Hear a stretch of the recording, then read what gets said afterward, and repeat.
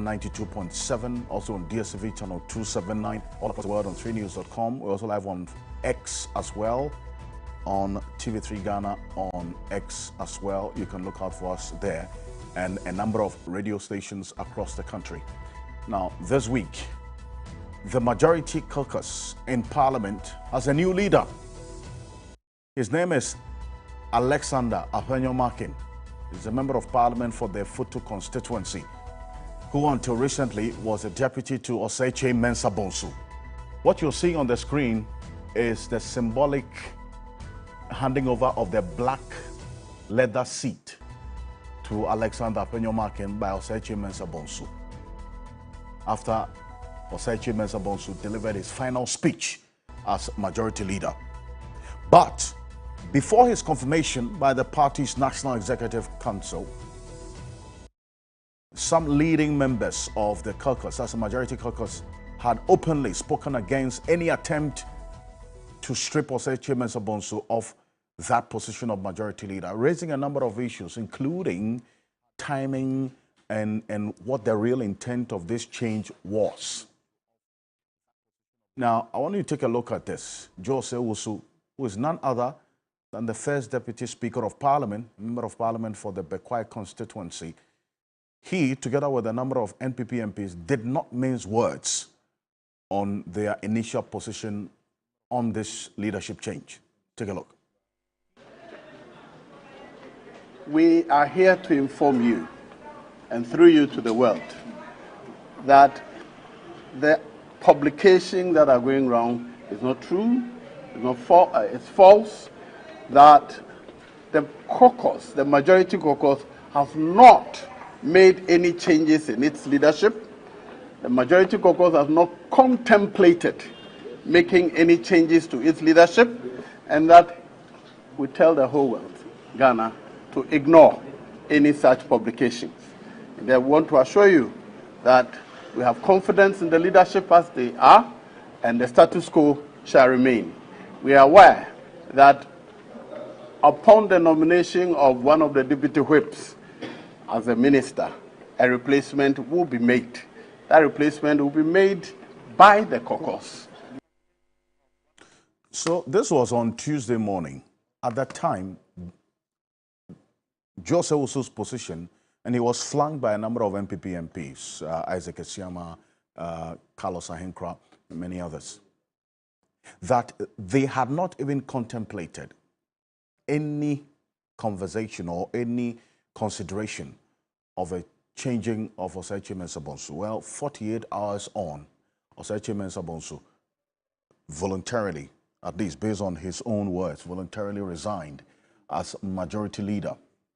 That did not go down well with the likes of Osei Owusu and a number of them who stood out to defend any possible attempt to change him. Well, in the end, there's a new majority leader. There are frantic attempts to close ranks and move forward. But today, we'll unbundle the factors which we believe may have resulted in what many consider a mutiny against Siame Mugabe, as it's been called, over the period. But the bigger conversation is about the sanctity and sovereignty of Parliament as an institution. Because this is not just with the NPP. We saw what happened in the case of the NDC as well. My thinking was that the new standing orders was going to cure this illness or this sickness of what the party has to do and what role the party has in choosing the leadership of Parliament. Well, unfortunately, that new standing orders did not do that. So this morning, we'll have a conversation. Also coming up, the anti-LGBTQ plus bill is on the verge of being passed into law after the House voted against two of the proposals which demanded a replacement of the imprisonment with community service for persons found culpable of LGBTQ plus activities. Alexander Ocansey also, before he became majority leader, withdrew his new amendment, the demands he was making in that motion, which was seeking mandatory counseling and on human sexual rights and Ghanaian family values as a post-conviction sentence. We'll have a conversation on this matter. So if this is passed into law, all things being equal, by Parliament on Tuesday, what does this mean? What are the implications? How is it going to be implemented? We'll have a conversation because we have a member of the sponsors of this anti-LGBTQ plus bill joining us in the studio. Another item we're going to have on the bill this morning is the Attorney General's revelation that no fit for prosecution docket has been submitted to his office over the murder of investigative journalist Ahmed Swale. Well, this is not the first time the Attorney General is putting out something of this nature. So where exactly is the missing link? Before we went to bed yesterday, there was confirmation of Ken Ofori-Attah's new appointment, which came through a day after he was relieved of his post as finance minister. It raises some very interesting questions. We would have a conversation this morning on that matter. Here on Key Point. On behalf of the rest of the team, welcome. My guests will be joining me right after this quick break. We'll have a conversation on this issue in the interest of you and I, the Ghanaian people. As always, you are an integral part of the program. There are many ways to join us on Facebook. Let's hear from you. I am Alfred Ocansey. Welcome. This is Key Point. Stay with us.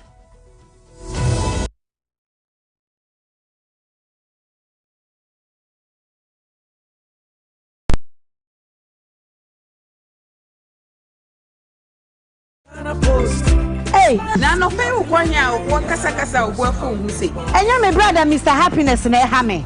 Me see wo hu say Ghana Post aye fast, reliable and affordable nti. Na nsen na numa ye ni de edwanya kuma me di e de kwama no e fa Ghana Post. Wa di ni nyina. Ene se wasa aswan masa kodi dwa me de kwa Ghana Post yo. We Kobi kakra Ajone kakra akantie so shase Ghana Post, the most affordable delivery option for food and merchandise from Ghana to everywhere in the world. Connect with us today and see for yourself. Ghana Post, smart secure deliveries. Mensa coming package no.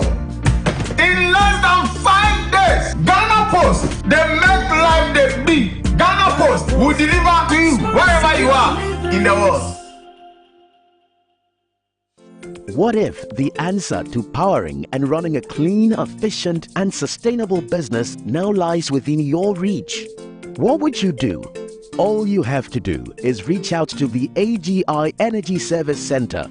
We provide tailor-made energy saving solutions to businesses. We provide you with solar feasibility studies, energy audits, energy efficiency trainings, and financial advisory services. Visit agiesc.com for more information or call us on 0507 977 902. AGIESC, Sustainable Energy for Profitability, an initiative of the Association of Ghana Industries in partnership with the German Development Corporation, implemented by GIZ. Get ready for an epic adventure. Join TV3 on a 2-day expedition of the Western Wonders of Ghana as part of the Ghana Month celebration happening from Friday 29th to Saturday 30th of March.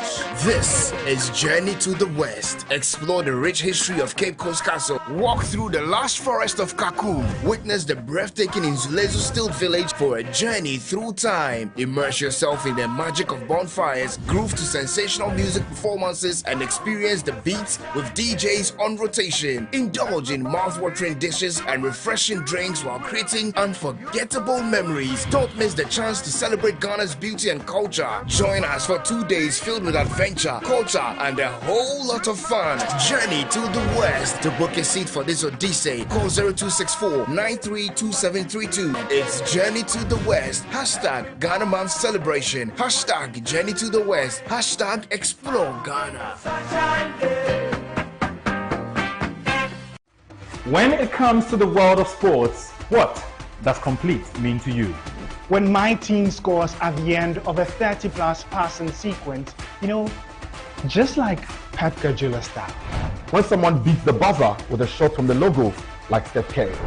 Dominating opponents and punching my waist to a knockout like Africa's greatest boxer, Azuma Nelson. running so fast that can afford to celebrate midway through a 100-meter race and smash the world record like Usain Bolt. Hold up. What makes all of these sports complete is the screen. This is where you get access to all the extensive highlights, analysis, and insights. So do join us every Sunday at 6 p.m. live on QFM 92.7 as we serve you the best sports buffet and most satisfying in the sports world. The three sports team will come together to review, preview, and analyze the latest in the sports world here on Sports Ultras.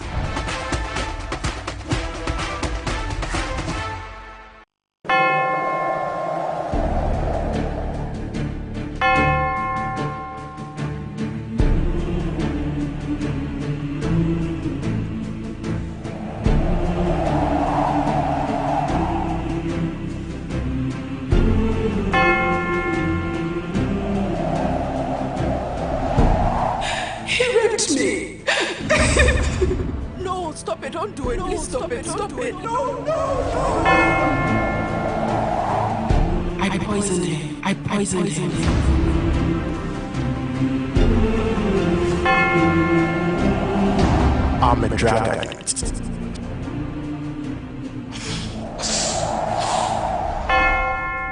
The difference between a sinner and a saint is that the saint has a past and the sinner a future. There is a shoulder that does not discriminate, an ear that listens without a mouth, and a heart that listens with empathy. Here on Confessions, we believe that everyone has a story, the good, the bad, and the ugly. And together with my seasoned guest, we make the conversation relevant for our lives today and the lessons therein. Confessions, the safe haven for all your secrets. Confessions shows on Saturdays at 9:30 p.m. on TV3. Brought to you by MTN. Are you ready to win solid cash every day with Cash Out? Be a proud winner of lots of cash simply by watching or listening to any of Media General stations. That's right, you are being rewarded for your loyalty. Tune in to all Media General brands. TV3, 3FM 92.7, Onia TV, Onia FM 95.1, all in Accra, Akuma FM 87.9 in Kumasi, and Connect FM 97.1 in Takoradi. To enter the Cash Out raffle on your favorite Media General station, just dial *439#. Follow the prompt and pick your favorite platform to enter. Voila! You are now eligible to become one of the 10 lucky winners of a cool cash prize. Remember, this is every day, all day on your favorite Media General station. Cash Out and Great Big. This is in partnership with Radio Entertainment Limited. This promo is regulated by the National Lottery Authority on the Caritas Lottery platform. Terms and conditions apply.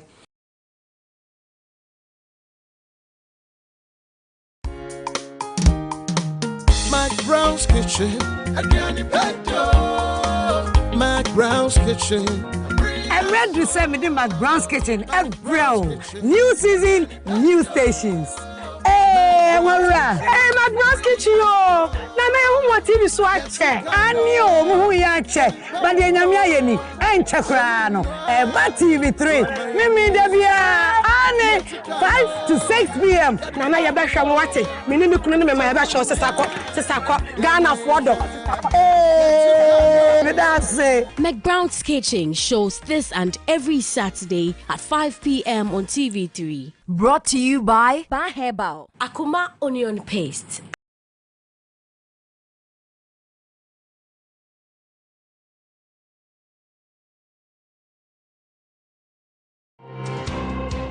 We called, you came through, we searched, and we selected the finest talent for this year's Talenta Kids Inter-School Competition.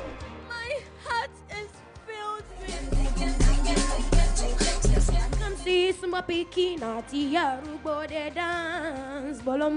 this season guarantees compelling twists with their inventive STEM child and inter-schools competition, ensuring intrigue and jaw-dropping moments. King of the new school, or rap in the West Anchor seafood. Who am I to be brilliant, gorgeous, talented, and fabulous? As a mommy, now me stop big money. You know, to say everybody run, you go. So make it there with us as we premiere this season of Talented Kids on 25th of February with our carefully selected contestants who wow you and captivate you with their best talents, providing an unforgettable experience. Talented Kids, free to play! Powered by Indomie. Sponsored by Coco Plus. Deluxy Acrylic Paint. Frutelli Calipo. Vitamilk. Pepsodent Cavity Fighter. And supported by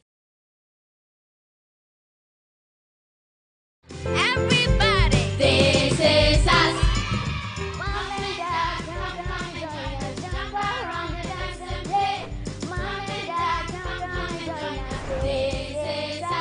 This is us. Yay! We are talented.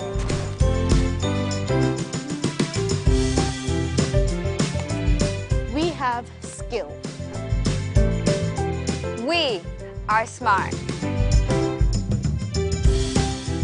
We have brought you the most exciting kids show with so much to learn. Don't miss out on the latest episodes of the Kids Arena because it promises to be fun, interactive, and educative. Kids TV has taken a whole new direction and we are excited to be part of it.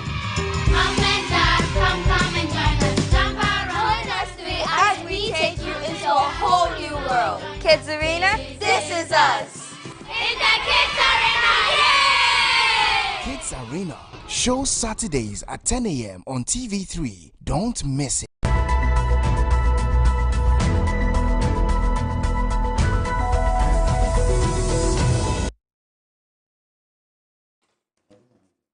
Welcome back. This is Key Point. We're live on TV3 Ghana on Facebook, DSTV channel 279, all across the world on 3news.com. Now, even before this week, there was news of a possible change in the leadership of the majority caucus in this 8th parliament. It was during the period of the ministerial reshuffle that we got news of this possible change because of some of the considerations that underlined the ministerial reshuffle. Well, that was debunked by some persons associated with government. You would say the chickens have come home to roost.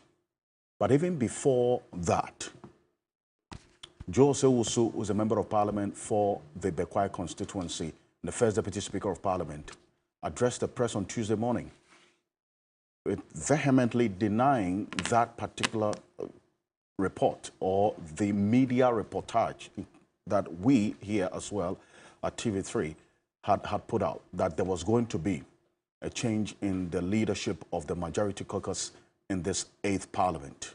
He was not alone in this conviction. In fact, a number of MPP MPs, and we got to know eventually when Andy Apiakobi joined me as a member of parliament for the Asante Achim North constituency, joined me sometime within the week on Ghana Tonight, indicated that that position of an opposition to any change in the leadership of the majority was a representation of majority of the NPP MPs. They did not want any change in the leadership. This is what Jose also said at that press conference during the week. Take a look. We are here to inform you, and through you to the world, that the publication that are going wrong is not true, it's false, that the caucus, the majority caucus, has not made any changes in its leadership. The majority caucus has not contemplated making any changes to its leadership, and that we tell the whole world, Ghana, to ignore any such publications. And I want to assure you that we have confidence in the leadership as they are, and the status quo shall remain. We are aware that upon the nomination of one of the deputy whips as a minister, that power has been handed to the members of the caucus and not the party. Well, that was the thinking. In fact, looking at the new standing orders, that was my understanding until the Speaker of Parliament this week also gave his opinion about his understanding of the interpretation of these new standing orders, and that it doesn't cut out the party entirely in the process of, as it were, choosing the leadership of the caucus. Bear in mind what happened in the case of the NDC. So it was the thinking that these new standing orders will now shield Parliament from the unnecessary interference of the party. Well, that hasn't happened. Then we saw an agenda of the National Council of the NPP's meeting later that day, that Tuesday, that had an item on the agenda as a discussion on the change in the leadership of Parliament. During that National Council meeting, that item number 5 on that agenda sheet, which we have a copy of, was dropped. It wasn't discussed. Then 2 days later, Osechi Mensah Bonsu announced his voluntary resignation as majority leader because, in fact, the central focus of that decision was to maintain peace and unity within the NPP because all of the conversation about this leadership change, in his view, had generated some rancor that threatened the unity of the party. Well, after that voluntary resignation and then also the president meeting them at the Jubilee House, he walked into Parliament the next day but refused to sit on the black leather seat, which is the seat of the majority leader. He decided to sit on a seat behind that row, understand, belonging to Katie Hammond. Take a look at this. This is the day after he resigned. He went to Parliament. Take a look. That Ghana has attained free primary enrollment gross of 100%. It is so significant to note that children learn by play. Children learn effectively when they are engaged, when there are activities they go through without even realizing they are learning. So while they are playing some games, once they are speaking, once they are engaging, their minds are activated to be able to grasp whatsoever concepts that their teachers will be imparting on them. So when we introduced the standard-based curriculum. Well, you saw the Honorable Abib Idris and then also others beckoning Osechi Mensah Bonsu, impressing on him to move to that seat. He declined. He said he wanted to sit on that seat there, behind that row. Now, later, he assumed that black leather seat, but for a couple of minutes and left the chamber. After this development, Jose Usu was caught up by the journalists in Parliament again. And he maintained that, yes, he was surprised by this decision by Osechi Mensah Bonsu to voluntarily resign because they did not see that coming. Plus, the interpretation of the speaker of this new standing orders, in his view, cannot be right. Take a look.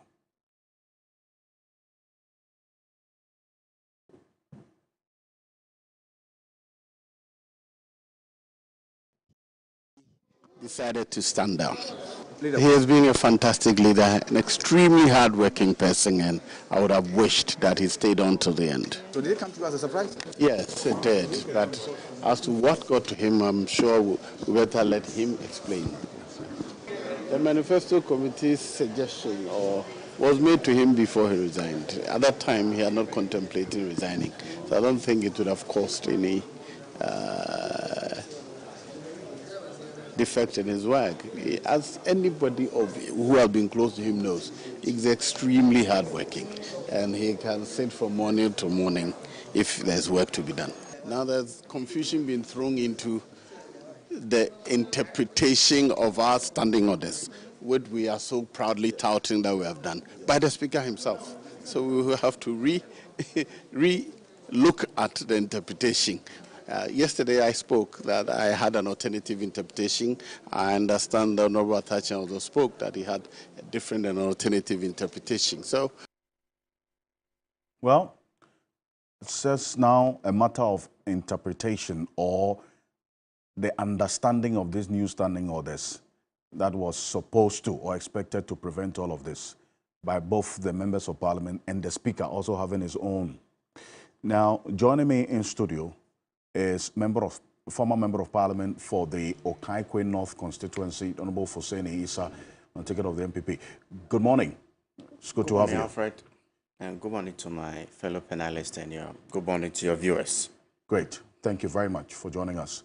And Honorable Roxy Nelson Dafiamekpo is member of parliament for the South Dike constituency. He's one of the sponsors of this anti-LGBTQ plus bill. Honorable, good morning. Welcome. Good morning. Good morning to my co-panelists this morning. Dr. Jaman. Yes. Bonjour. Bonjour. Also with us is private legal practitioner and the leader of Komipeko Reloaded demonstration, lawyer Martin Pebble, one of the foremost human rights lawyers we have in this country. Good morning to you and welcome, lawyer. Yeah, morning. It's okay. Good. Also with us is Dr. Rashid Rahman, is Executive Director of the Africa Center for Parliamentary Affairs. Dr. Rashid Rahman, it's good to have you. Good morning. Good morning, Alfred. Great. And good morning to honorable members and council. Fantastic. As we go on, we'll have a few people also joining us virtually for the other conversations that we have for the morning, together with you as well. But let me indicate that we have information that the majority MPs, that's NPP MPs, have been summoned to a meeting at somewhere in the eastern region to discuss all of this, to try and close ranks, and then also the issues of the manifesto and so on. So as we speak, they are all somewhere in the eastern region for a meeting. And that's why you have the Honorable Hussein Isa, a former MP with us. Yes. I'll tell you a bit more as we go on. Yeah. But Dr. Rashid Rahman, because this week we spoke, and you were convinced, and you're still convinced that Oseche Mensah-Bonsu was pushed out, despite him being consistent that he voluntarily resigned. He's asked for support for Alexander Penyo-Markin, and he appears to be happy. But what convinces you that really he was pushed out? Well, Alfred, good morning once again, and good morning to all our viewers. I don't know whether people listen carefully to the leader's final speech on the floor of Parliament. If you listen to him very carefully, I was looking for some key words, in his speech. And at one point, I think he made reference, I'm just paraphrasing here. He made reference to the fact that, I think he didn't want further confusion within his caucus. Yes. What does that mean? What does that mean? If he wasn't pushed, I don't think that we would have heard that kind of phrase in his speech. So for me, as I told you right from the beginning, if I put a string of events right from when this news broke until the point where he decided to resign, the only conclusion I can come to is the fact that he was pushed. Because like I said over and over on your platform, majority leaders don't resign. Majority leaders don't resign? Yes. And I think the honorable members are here. Since I started following our parliament, from the second parliament to this point, I don't know of any majority leader who has resigned. I think we have seen over the years, parliament after parliament, leaders get out through some kind of negotiation in terms of conversation between party and the caucus in parliament to make sure that, whatever the party wants as its legislative agenda is agreed upon, but that is on the basis of some conversation between the caucus and the party. Because look, Alfred, I think let's be clear about this. We all have a stake in this our democratic experiment. You know, we elect our leaders, and if we put aside all the legalities, we put aside the standing orders. I mean, I know we are going to get into that in terms of, I mean, who has the power to, I mean, to determine who leads. Look, even the president who leads us in this country, I think we all have a stake in terms of getting consulted to determine who we would like to lead us in this country. Sure. The Electoral Commission consults us every 4 years, and we have a conversation through the ballot, and then we decide in the end who becomes our president. You can't put 137 members of parliament as a caucus and then, you know, decide who leads them without consulting them. I mean, they have a very big stake. So for me, I think that that is where I draw my conclusion from. That, I mean, this is somebody who has served this country, has served his party, I mean, excellently. We can come back to the issues of his legacy. To get to the point where, you know, in order to avoid confusion and further division within, I mean, the ranks of his caucus, he says, I'm bowing out. I think he was pushed. You still stand by the point Yes. that he was pushed. The Yes. party says otherwise. That never happened. But bear in mind that the rancor that threatened the peace and unity that he sought to preserve, reason why he voluntarily resigned, was as a result of the news and the conversation about the change of leadership. Then that resulted in a number of these reactions that eventually threatened that unity and the peace. Yes, indeed. So, Alfred, I mean, just like, I don't want to go back to the NDC because I think Honorable Dafemeko has just told me that I think they have made peace. And But it's a reference point worth making. Yeah, indeed, it's a reference point. I mean, I was on a program and on PM Express, and Evan said, the night before Honorable Haruna was removed, he was on this platform and he had a very clearly, nicely laid out vision for his caucus. I mean, little did he know that that was his last kind of conversation as the leader of the caucus. I don't think, honestly, in our democratic practice, that is a nice way of treating leaders. I mean, if we want to change leaders, I mean, I don't know how the president does, I mean, his reshuffles. But I believe... That one, he owes nobody an explanation. Yes, but even then, I believe there is some courtesy call to tell people that, look, I mean, you have served, and I appreciate your service. And, I mean, now it's time to put somebody else, to give somebody else the chance. I think that's the least that the parties can do, both the NDC and the MPP. So for me, I think if the leader is sitting somewhere and then he starts hearing, and in fact, I think when you listen to the media and you listen to some of your colleagues, journalists, most of them say these rumors started not today. Yeah, it's been a while. Yeah, that has been a while. About two weeks. And or several 3 weeks, times they ask him, and then I think his response very cryptic, and sometimes he says, "Let them go ahead," and so on. For somebody who has been in leadership, I think almost all his, throughout his legislative career, I think he deserves some little courtesies. And that is where I believe the party missed the point.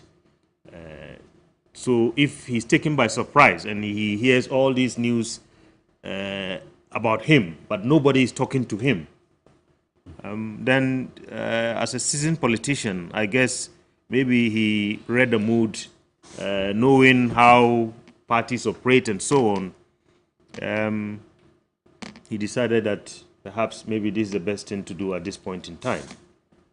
What are the implications of this? And I'm going to stay a bit further with you. Yes. Especially because of the experience you have, not just with this parliament, but with other parliaments across the continent and across the world.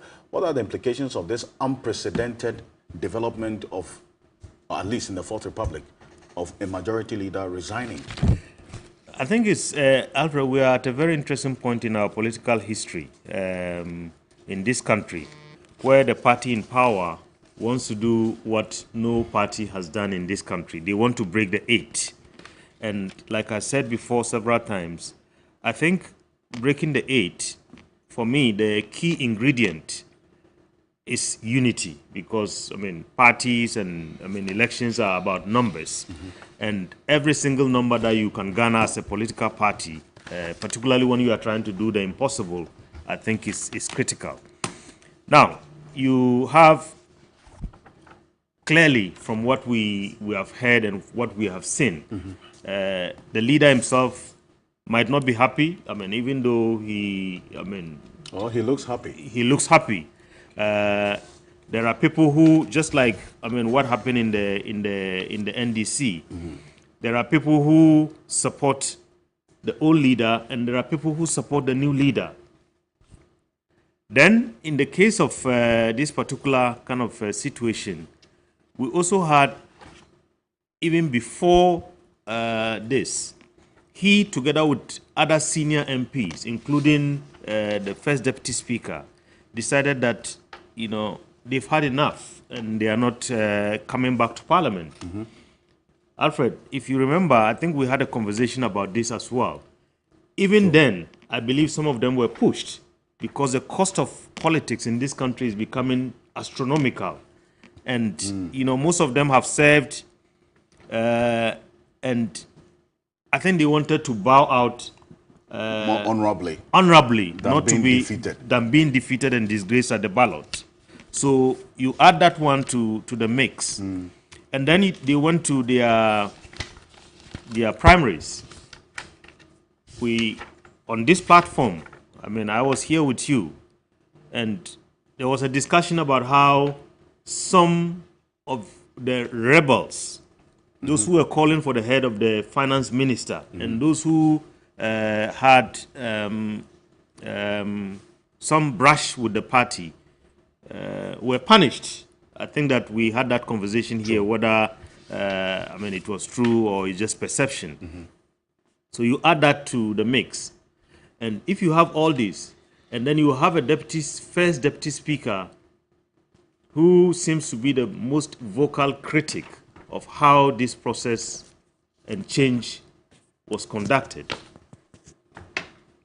the implications are huge. And you know, and let me land, Alfred. I mean, you don't want, most of the time, the first deputy speaker presides when the speaker is not around. True. You don't want an unhappy presiding officer having to deal with a caucus that he is not happy with. So you put all these together, I think the implications are huge. And for the fact that we have only 10 months to elections, the NDC had enough time. At least this happened last year, and I think tempers have calmed down and so on, and they have mended all the cracks and so on. But 10 months to elections, I think it's not a time to rock the boat. Well, they say you are crying more than the bereaved, because they know it's 10 months to elections, and they did this. And as I speak, they've summoned the caucus to this crucial meeting right now to try and, you know, mend whatever cracks there may have been and talk about manifesto and so on. So there's something happening. So they might be right that you are just crying more than Alfred, the NPP itself. Yes, we can be crying more than the bereaved, but I think we all have a stake and interest in how, I mean, governance is done in this country. We have signed up for democracy, and I think that at every stage we have to show that we are Democrats. Sure. Those who lead us have to show that they are true Democrats.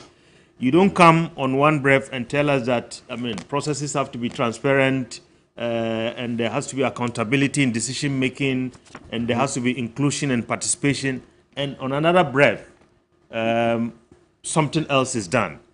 So I think, yes, we can be crying more than the bereaved, but I think we have an interest because if we sit aloof and say nothing, I guess it in the end, I mean, we are all going to be engulfed by, I mean, what seems to be like democracy, but not truly a democratic process. It's important that you make reference to even what happened with Joseph Usu that Tuesday morning, because that morning that he was vehemently denying this, any contemplation of a change in the leadership and challenging the media reportage on this expected change at the time in the majority leadership.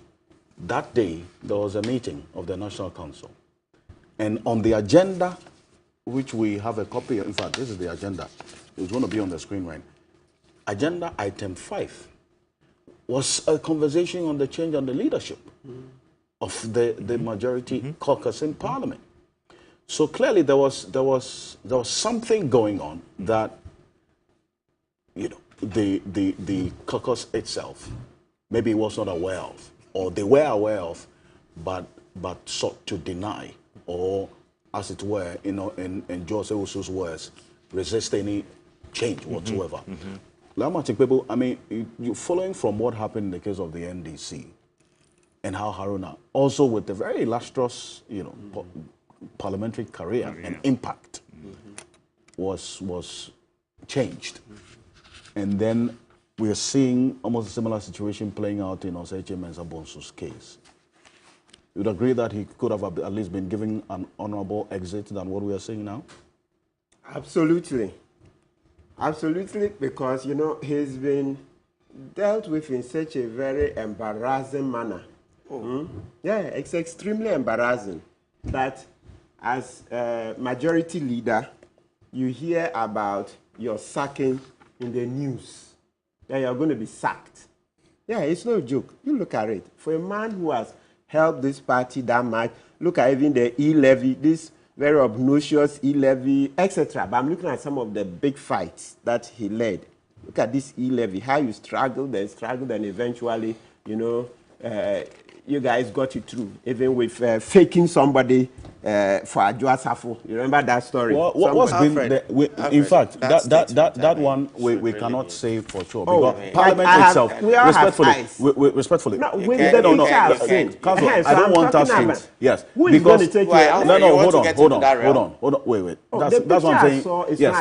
Yes, Council, the Parliament itself said they were going to investigate. They haven't come out with the conclusions. So I don't want us to go on that path. Look, the last time I sent a petition to the speaker against this just spawn contract, the one Ekufado called corruption. I don't want us to go back and forth. The report is not yet out. Let's not go back. The Manasseh report against we may have seen, the Better but Ghana thing. Parliament itself. If you do that, you're going to allow Parliament to keep also festering corruption. Then we have to ask them questions as to why how we are they asking have the not questions. Come out with their own conclusions of the investigation. The So Manasseh thing against just funds corruption thing, it's not yet out. Over a year. So we need to ask them. Okay, let's move. So, Oseche Mensah Bonsu hears about his sacking in the news, and you think that is a joke? Is that how you pay somebody for all the work he's done? At least, what's the rush? What prevented the president from calling him, or the party leaders from calling him ahead? Look, yesterday in the morning, I monitored another station where Joe Wise gave an interview, and I have it on my phone. If you like, when we go on the break, I'll send it to you, and then you play it. He says, listen, at the time, this, what do you call it? This agenda item you are talking about, at the time the agenda item, everything came out, nobody had spoken to Osewusu. That's why Joe Wise said yesterday. Nobody had spoken to him. Yes, on NIT FM. I have it here. Listen, let me forward it to you. Don't worry. I believe your preference. I monitored it. Look, Joe Wise was upset that as of this agenda you've talked about, you are soon going to put out there. He says that as of the time the meeting, they put that on the agenda, went to the meeting, and then finally, you know, because of the backlash, then they didn't discuss. He says, as of that time, nobody had spoken to, or say, Che Mensah Bonsu. Since the name is long, we just use Mensah Bonsu. Nobody had spoken to him. So I was like, what? So you know what I did? Excuse me. Yesterday night, I decided to go get the, what do you call it? The clip to listen again. Right. I spoke to the host just to be double sure. I forwarded it to you. Let's play it. You hear what Joe Wise said. He said nobody. I have water here. Oh, you do? Yes. Sorry. He said nobody spoke to Mensa Bunsu. I'm like, what? That is it here. That's Joe Wise yesterday in the morning on NIT FM. I was like, what has Mensa Bunsu done? Has he taken the president's girlfriend or something? What's the problem?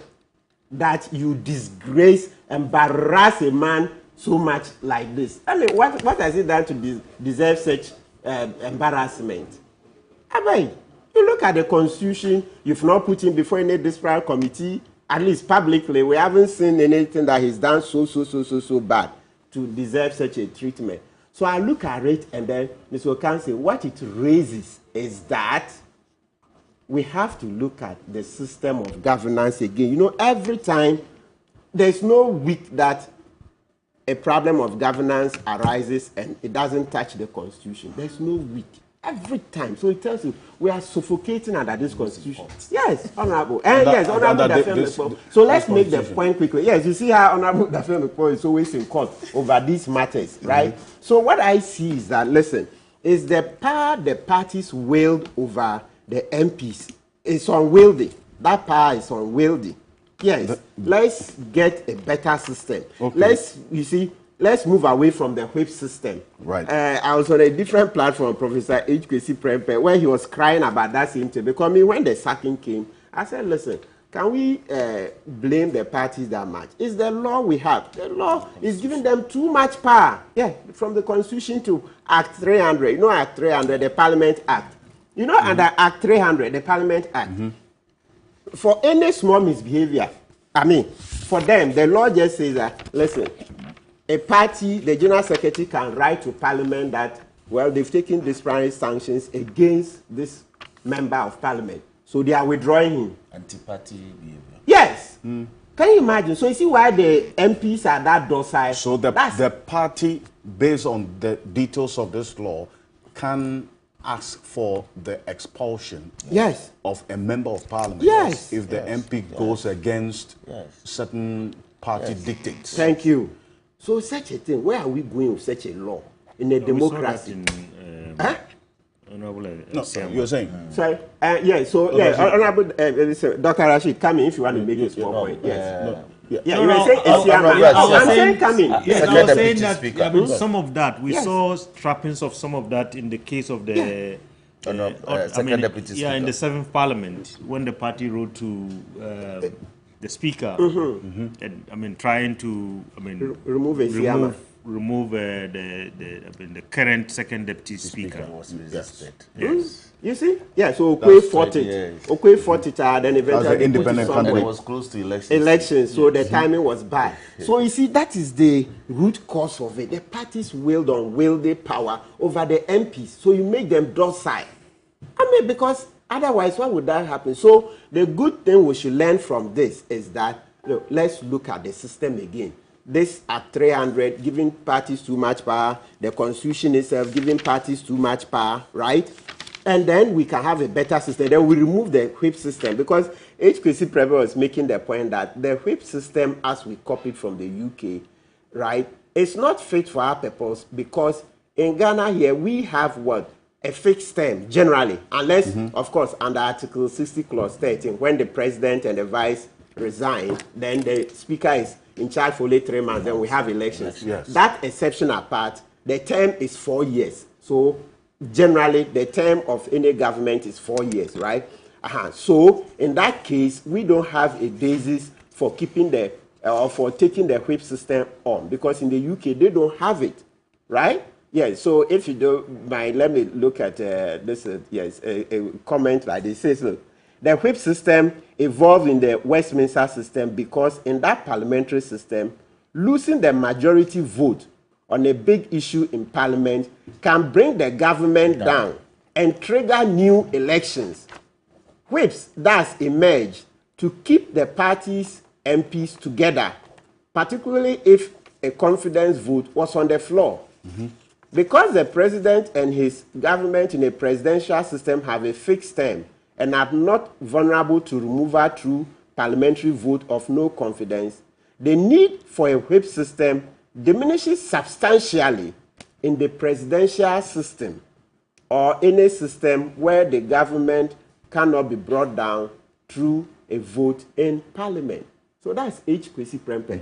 You see, so that's the thing. So it's good, you know, the good riddance, right? That this sacking, obnoxious sacking, has brought this matter forward. So let's look at it. Let's add it to the constitutional reforms we want to do. Because if we don't, we'll continue to have a very docile Parliament. You see, what they've done, this Act 300 we're talking about, removal and the articles of the Constitution. Then we also talk about appointing majority of the ministers from Parliament. All these add together to make Parliament very weak. Very weak. I told you, I've been mentioning this last, Honorable, do you know the name of the research? The Speaker himself cited it, the last research that showed that out of the three arms of government, Parliament is the weakest. Is the weakest. Yeah, the Speaker himself cited Parliament is the weakest of the three. Yes. But even beyond that research, I think we know. I mean, every data that is out there, sometimes even the presidency, I mean, is trusted by citizens more than. Can you imagine? And on any day that there is a constitutional upheaval, it's only Parliament that suffers. Yes. That's more the reason why Parliament. Whoever takes the executive power moves quickly into the executive. The judiciary will remain in one form or the other. Parliament is truncated. But you see, so we have not built Parliament. I wanted Matibebo to land on this point because in the end, you see, you're talking about the provisions of the current law and what it does to Parliament and its work. So what has to be done? Because I'm looking at the new standing orders now, and in fact, there's a conversation we're going to get into, because in the mind of the Honorable Joe Osei-Usu, the new standing orders should have cured that situation. That's as to at what point exactly the party gets to influence who becomes the leader of the caucus in Parliament, especially because of what happened in the case of the NDC. That's one of the cardinal areas, in fact, the cardinal reasons that prompted this whole new standing orders to be put in place. Yes. The Speaker doesn't think otherwise. Yes. No, but yesterday, sorry. Go ahead. Yes. Yesterday, if you listen to the former majority leader once again, I mean, in his speech, I was listening very carefully because I wanted to just understand certain things. You know, he said the caucus unanimously agreed on who their new leaders should be, and then they communicated that to the party. Right, so there was that. They agreed and they communicated that to the party. So I was sitting there and I was telling myself, I mean, why didn't we do this, like, I mean, 1 week ago to avoid all this if really there's no underlying, I mean, something that maybe we don't know in the public domain. Because and I mean, the other issue that I wanted to just talk about very quickly is about this constitutional review and all the kind of things that we need, because just like the standing orders were not fit for purpose, I think there are so many candidates, I mean, in the candidate articles in our constitution that need to be taken a serious look at. Excellent. And interestingly, I mean, in the last couple of years, I think is the majority leader, the outgone majority leader, who has been leading this effort through his Ministry for Parliamentary Affairs. To amend the aspect of the Constitution. Yes. Is that why maybe, I mean, all this is happening? I don't know. But I think he has taken a very serious stand and started putting together experts in this country to take a look at the Constitution and see what needs to be changed. In fact, the process has started. I see. So I don't know what the fate of that process is going to be now. Now that we are hearing that the ministry is going to be scrapped. So the ministry I understand that he is still, at least based on the pronouncements of Nana Boachi, he is still the Minister for Parliamentary Affairs, even though not the majority leader. Interesting. Which also brings up another conversation altogether. But Lawyer Matube, will you round up for me, please? Yes, good. So we're making the point about the docility of parliaments coming from the nature of our laws. Yeah, so you're asking a question about the Speaker's interpretation. Yeah, so if you look at the new standing orders, right? So majority leader, it says, is somebody who is been designated as such by his caucus, right? His or her caucus, right? So then but you know, when we are interpreting laws, we don't interpret just, you know, bits and pieces, but it's all the laws put together, right? So to be honest, naturally, because I want a stronger parliament, I want to go with the interpretation that it has to be the members in parliament who have to elect their leader. You know, Atachia, Joe Wise, that's what Joe Wise, because for Joe Wise to come out against the party and everything, then it means that this is really cut deep, right?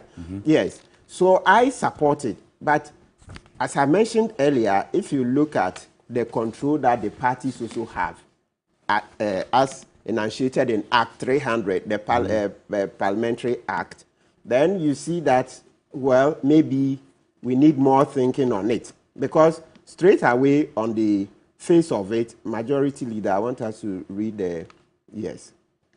It says majority leader means a member of parliament. This is Act 301? No, this one I'm reading the new standing orders. The new standing orders. Yes, there are 300. In fact, that was just we're going to get into that because I just made reference to it for purposes. But okay, you can good. Go ahead. Then we'll come to the Act 300 if there's time to read from there too. Sure. Majority leader means a member of parliament designated by the majority caucus as their leader in the House. Majority leader means a member of parliament designated by the majority caucus as their leader in the House.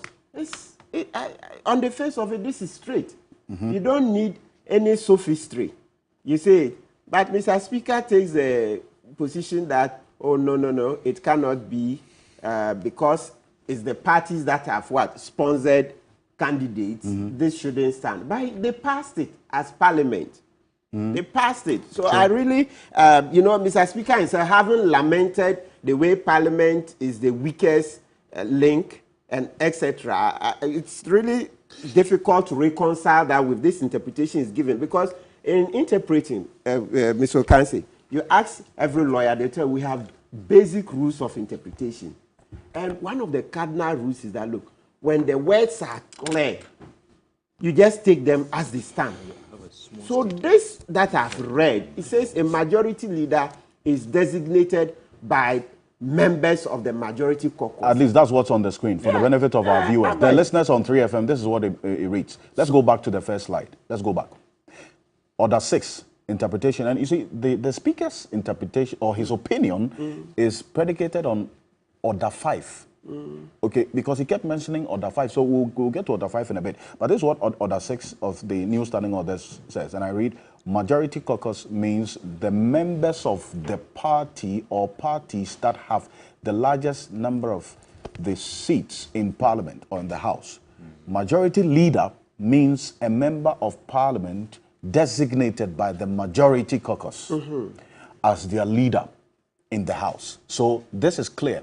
Designated by the majority caucus. Yes, and the 1,001 decisions, when you go to law school, they will tell you, look, when the words are clear, master, just give them that effect. Honorable Dafiamepo is here, he will tell you. If the words are clear, then there is that further principle that, listen, don't substitute your own understanding for what you see just because you don't like it. No, there are ethics. So this phrase you find, majority leader, is the person who is selected by the majority caucus. How would you overturn it based on Order 5? No, then that definition shouldn't stand. Yes, so that's why I mentioned earlier that yes, we accept that there is what we call reading the text as a whole, right? And that's how I went to Act 300. Order 5 is talking about the power to interpret or supplement the orders. Right? So you're talking about the power to interpret. Yes, Mr. Speaker interprets, but where we can also read, this one you don't even need lawyers. This thing is very, very clear. But as I said, so the context will be perhaps the Act 300, which we have here, which mentions that the parties can remove MPs and the rest. Right. It's about time we challenge that because we shouldn't allow such retrogressive rulings. These are the kind of rulings that weaken our democracy. Right. When we have it's an enactment. Yes, but right now they say, you know, I took this matter to court, table number 3. Yes. And the Supreme Court said, listen, for them, those things in the Green Book, we call them Green Book, the work Justice Crab did. Yes. That's law until they are struck down because they were brought to Parliament and you guys approved them. So when you read table number 3, the Supreme Court berated Parliament for doing a poor job. You didn't read over the work. So Act 300 is in the Green Book. You accepted it. Okay. So unless maybe you want to go to the Supreme Court again to strike this down. Thank you, Lawyer Martin Bebo. Bring the Honorable Hussein Issa because it is, well, we've been talking about them, but it definitely has some reference point to what happened in the NDC as well. But Honorable Hussein Issa, a quick one. Dr. Rashid Oman, you want to... just a very quick one. I just wanted to say, you know, for...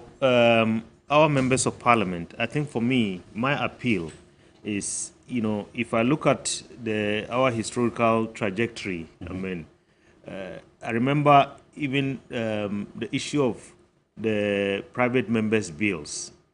Year after year, speaker after speaker struggled until the Right Honorable Michael Quay said, I mean, we are going to take the powers that belong to us. Let somebody go and tell us that we don't have those powers. In this particular case, the standing orders are clear. And I think that Parliament should be united because we want a strong Parliament. I'm surprised that, I mean, there are kind of arguments trying to water down the effect, the impact of Parliament. No, the impact of Parliament and the powers of Parliament. Okay. So I think that's just my appeal to both caucuses. Indeed. But and if the standing orders cannot protect the sovereignty and sanctity of Parliament, then it's quite worrying, to say the least. And all I'm saying is that, I mean, if you look at the events preceding this announcement, you cannot fault the people, you know, the likes of Dr. Rashid Oman, who are strong about you as a party not coming out clean on some of the incidents, especially that preceded this announcement. You could have, if there was really a contemplation of the change in leadership, as of Tuesday, a senior member of the party in the name of Joseph would not be saying that there is no contemplation of a change. Then 48 hours later, we see this. Alfred, before I even come to you, I want to pay homage to our venerable leader, Honorable Osei Mensah. This is a man who has been in the saddle as a leader of the caucus in the last 4 parliaments. Well, yes, in the last 4 parliaments. Yes. Right from when we were in opposition, 8 years he was a minority leader and transitioned into a majority leader. And everyone who has been through parliament within this tenure on both sides of the divide will pay homage to Osei Mensah for his dedication towards building the institution of parliament. There's very few comparable to him, and I agree with the new majority leader yesterday.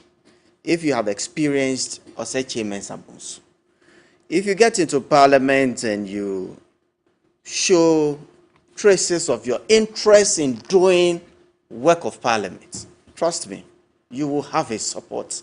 And I believe that his legacy are those who are taking over from him.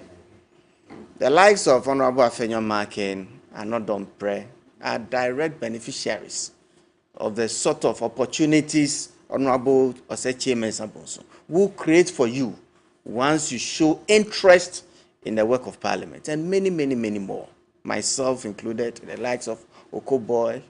I mean, for the stature they have built within that institution, a lot of credit will go to Osei Mensah. Even on the other side, that's Honorable Dafema is pointing to himself. There will be skirmishes between him as a majority leader and people on the other side, sometimes maybe for shouting across the aisle or something. But once you show that interest, opportunities that come your way through Mensah, you will be amazed. And I think that for everything that has a beginning, also has an end. Over the last 15 or so years, he's been in the saddle. I mean, for MPs who are in their 4th term, they would have not seen any other leader but Osei Mensah. And for that, I say we are grateful. His leadership even transcends parliament. True. And he's such a colossus within our party that you can say whatever you want, but we know what he means to us. And I pray, and I'm sure, that even as he exits the leadership mantle, or he hands over the leadership mantle, he will avail himself every time he's called upon. And so some of us will still have to benefit from his experience over the years. I also want to make a point that the meeting that the majority caucus is having in the Eastern region, it's got nothing to what transpired yesterday or the day before. It's some arrangements that has been put in place in connection with the new standing orders which came into force in January or last month. And the minority side had their meeting last week in Ho, and the majority are having theirs. It's nothing, or nobody's been summoned this new as a standing result orders, of. Yes, these new standing orders. With the interpretation or understanding is been confused over the period.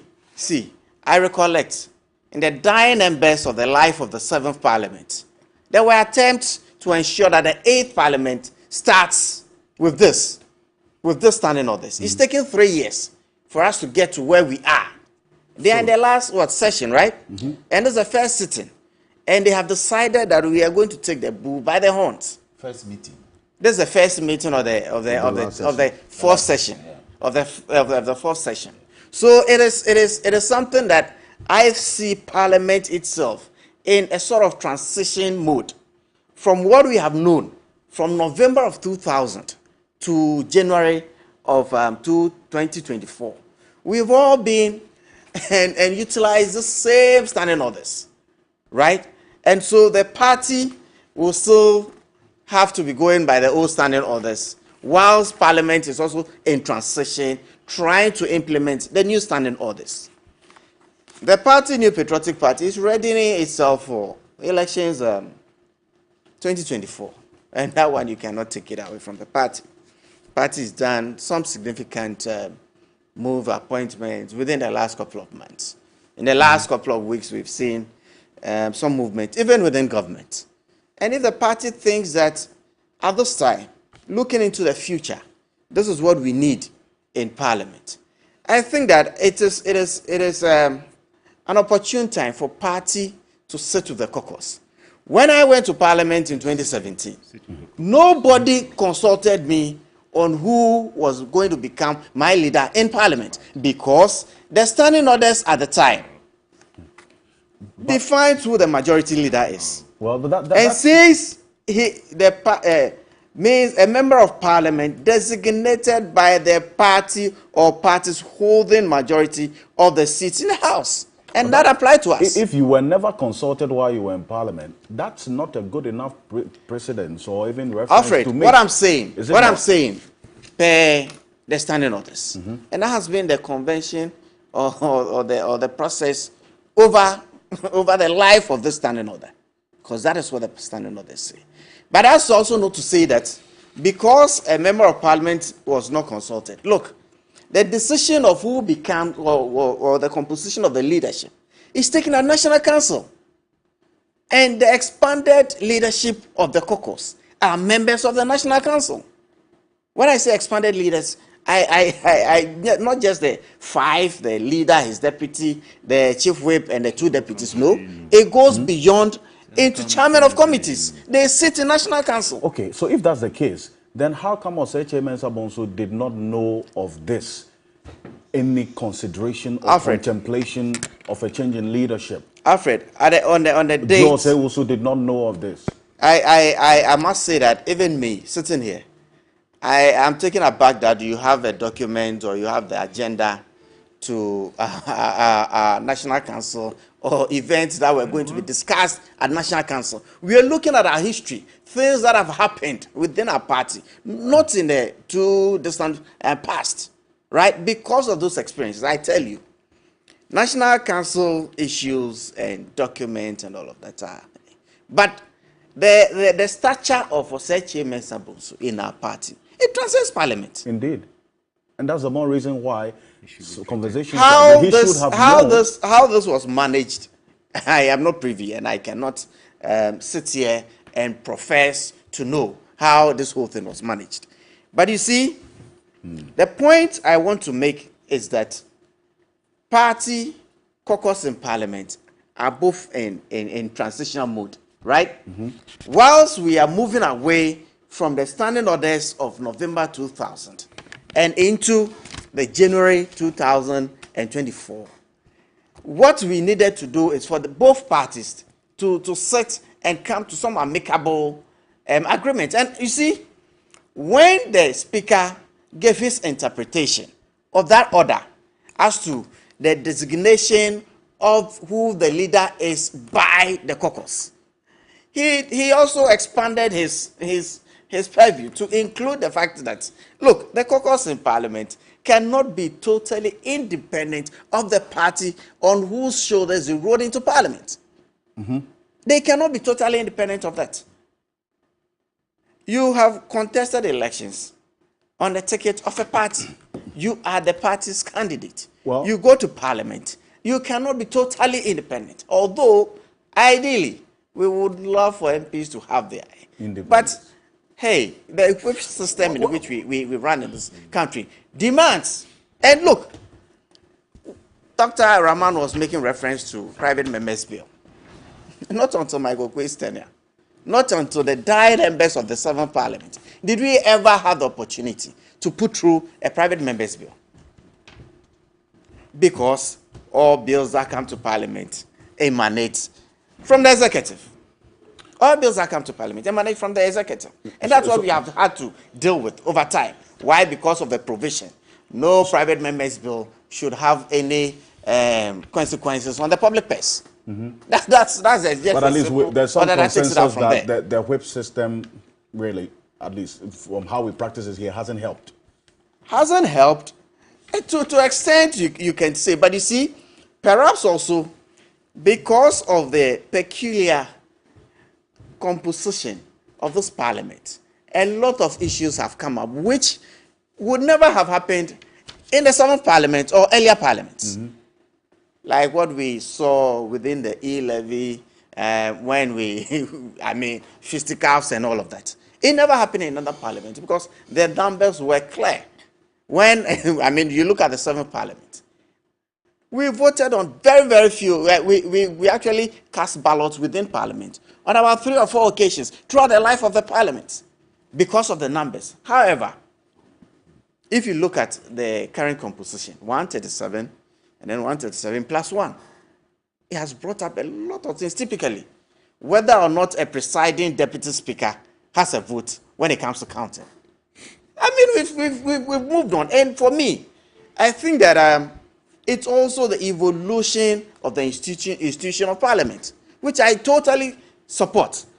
Having had the privilege of being in that institution, I am a total supporter of the institution of parliament. And I think that, look, for us Ghanaians to enjoy, and I keep saying, the benefit of this democratic dispensation that we have selected, one of the things that we need to do is to strengthen the institution of parliament and make parliament more independent. That is clear. And that is what this new standing orders is seeking to do. By even giving the power or some sort of influence in the selection of the leadership of the caucus. If you look at what happened to the NDC at the time, we're using the old standing orders. And so the caucus itself did not have a lot of say in the selection of their leadership. Albeit I have been aware that even before we got into the 7th Parliament, NDC had some, the members of Parliament of the NDC had some input into who became there. On our side, it wasn't like that. Right? So this whole thing of whether Seche Mensah Bonsu was pushed, whether he was not pushed, look, I think that the caucus and the party have come to some agreement. We have transitioned from the leadership led by Seche Mensah Bonsu. He has done marvelously well. Across the aisle, everybody will acknowledge his contribution towards that institution. We have transitioned from the leadership of Seche Mensah Bonsu into the leadership of Afenyo Makin. And so we should look forward. I mean, what was said, what was not said, the timing of that, and all of that, I personally would have preferred that we didn't go through all that route. But people like Honorable Joe Wise, as we all call him, I mean, he's also an institution, very credible. Indeed. Man. I mean, all of that, and he is entitled to his views, and I respect his views every time. But I think that look, we have transaction, and then we are looking forward. But to in the politics, new leadership of timing is of the essence. Yeah. Okay, and you cannot take the decisions and analyze it without also contextualizing within the time. So as a party, 10 months or less than 10 months to a crucial election, if you are going into a battle like this, you put your best foot forward, and that is with no disrespect to Alexander Penyumakin. You can have your best bet. I'm coming. You can have your best bet in Osechi Mensah Bones. So you not take a necessary gamble. Less than 10 months. What's the catch? What's the strategy in this in this change? See, not too long ago, the party itself, within the executive, there were movements. There were prominent ministers who had been at the helm of affairs for some as long as 7 years, some 7 years or more. I mean, there was movement within the executive.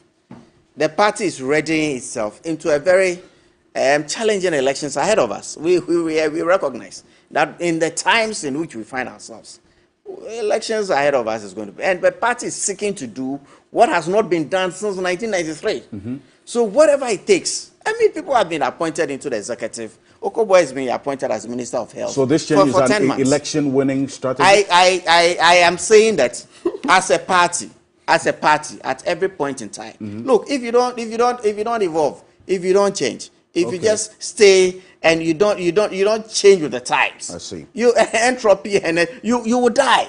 All right. You will die. So if our leaders see and deem it fit that at this crucial moment, this is what we need to put ourselves in a better state for the times ahead. Look, Honorable Chairman Sabonso, he has led this caucus over 15 years, and that's unprecedented. Okay. Before he became the leader, he was a chief whip at a point, he was a deputy whip at a time. Since he's been in Parliament from 1997, right. He's assumed leadership from 2000. And that's very significant. I don't think that anybody probably in our living time will break his record. Okay. But hey, if this is an opportune time for us, the New Patriotic Party, for the caucus in Parliament, to need this change, if we don't do it at this time, we might regret down the line. And so there is no qualms about that. Okay. When the NDC went through this, I don't know whether timing was of essence. They also gave explanations. Okay. They deemed the coming up elections as that of what? About the economy, right? So they needed to put their best foot forward. That culminated in making Honorable Atuforsen their leader. And they are entitled to that explanation as to whether those were the real issues. Whether those were the real issues. Perfect. It is for them to answer. Perfect. That's it. That's why I was asking you, what is the strategy for this change? Is it an election-winning change? You said you can't say. The NDC, as you have indicated, were very clear in their minds. They communicated the decision, in fact, the reasoning underlining that decision to have Dr. Kesela Atuforsen. But for you, as you are seated here, I've just asked you what the underlying reason is. You're saying you cannot put your finger to it.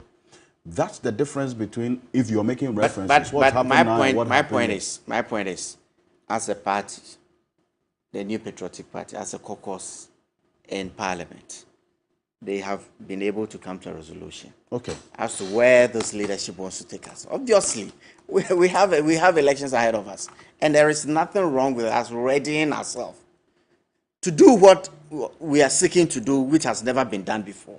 All right. And so it is a case that once the caucus and the party have come to an amicable solution, I think we should move on.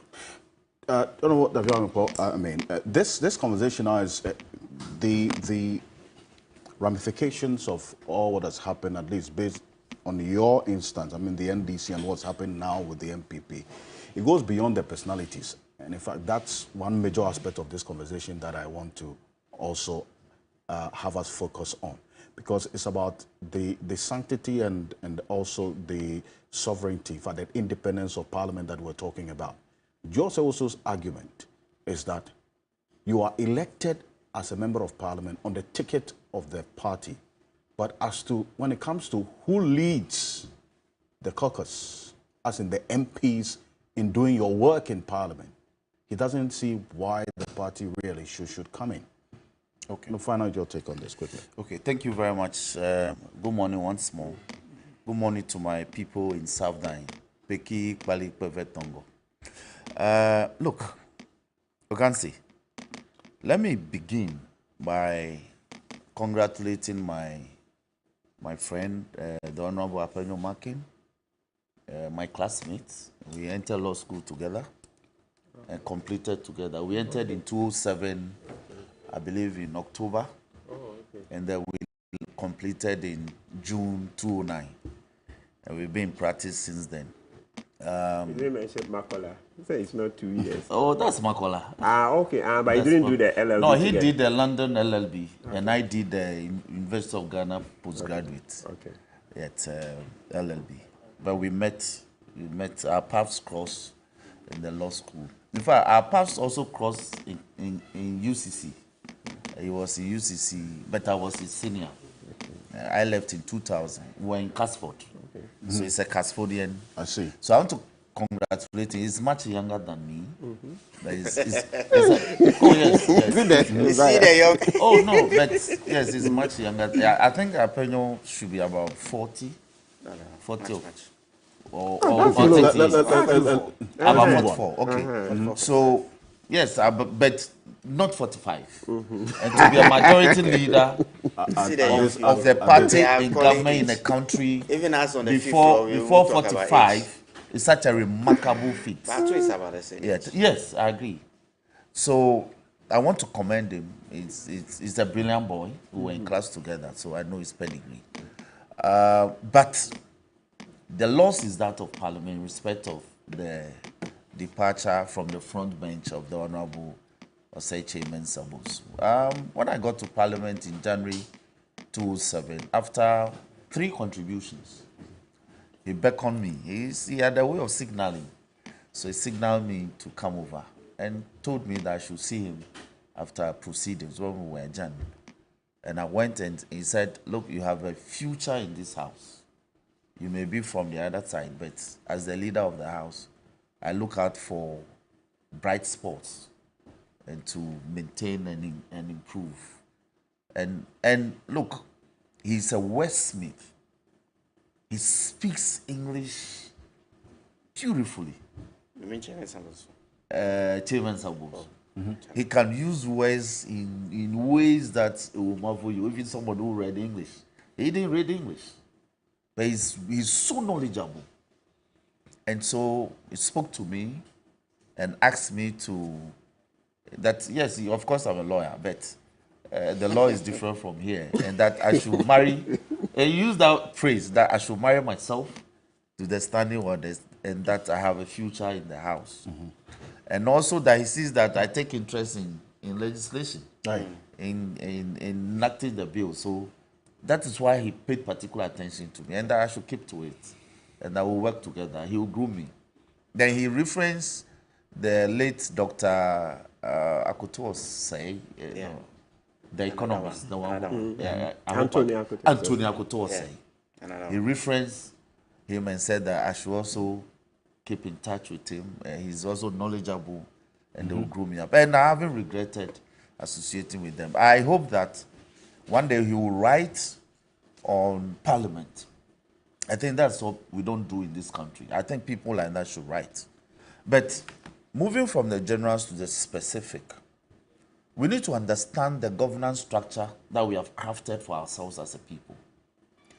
The political parties are the core of our political governance structure. We need to, if we don't appreciate that, we'll be arguing in a way that will be a journey to nowhere. Look, if you read Article 97(1)(g) of the Constitution, it has this to say, Ocansey, if 97, quickly. 97, Article 97 1G says, a member of parliament shall vacate his seat in parliament. G, if he leaves the party of which he was a member at the time of his election to parliament to join another party, or seeks to remain in parliament as an independent member. So the stranglehold of the party or members of parliament, this is the origin in the constitution. What are you saying? You will leave parliament if you want to disengage, if you don't want to come under the whipping system of your party, if you want to depart from the path of your party.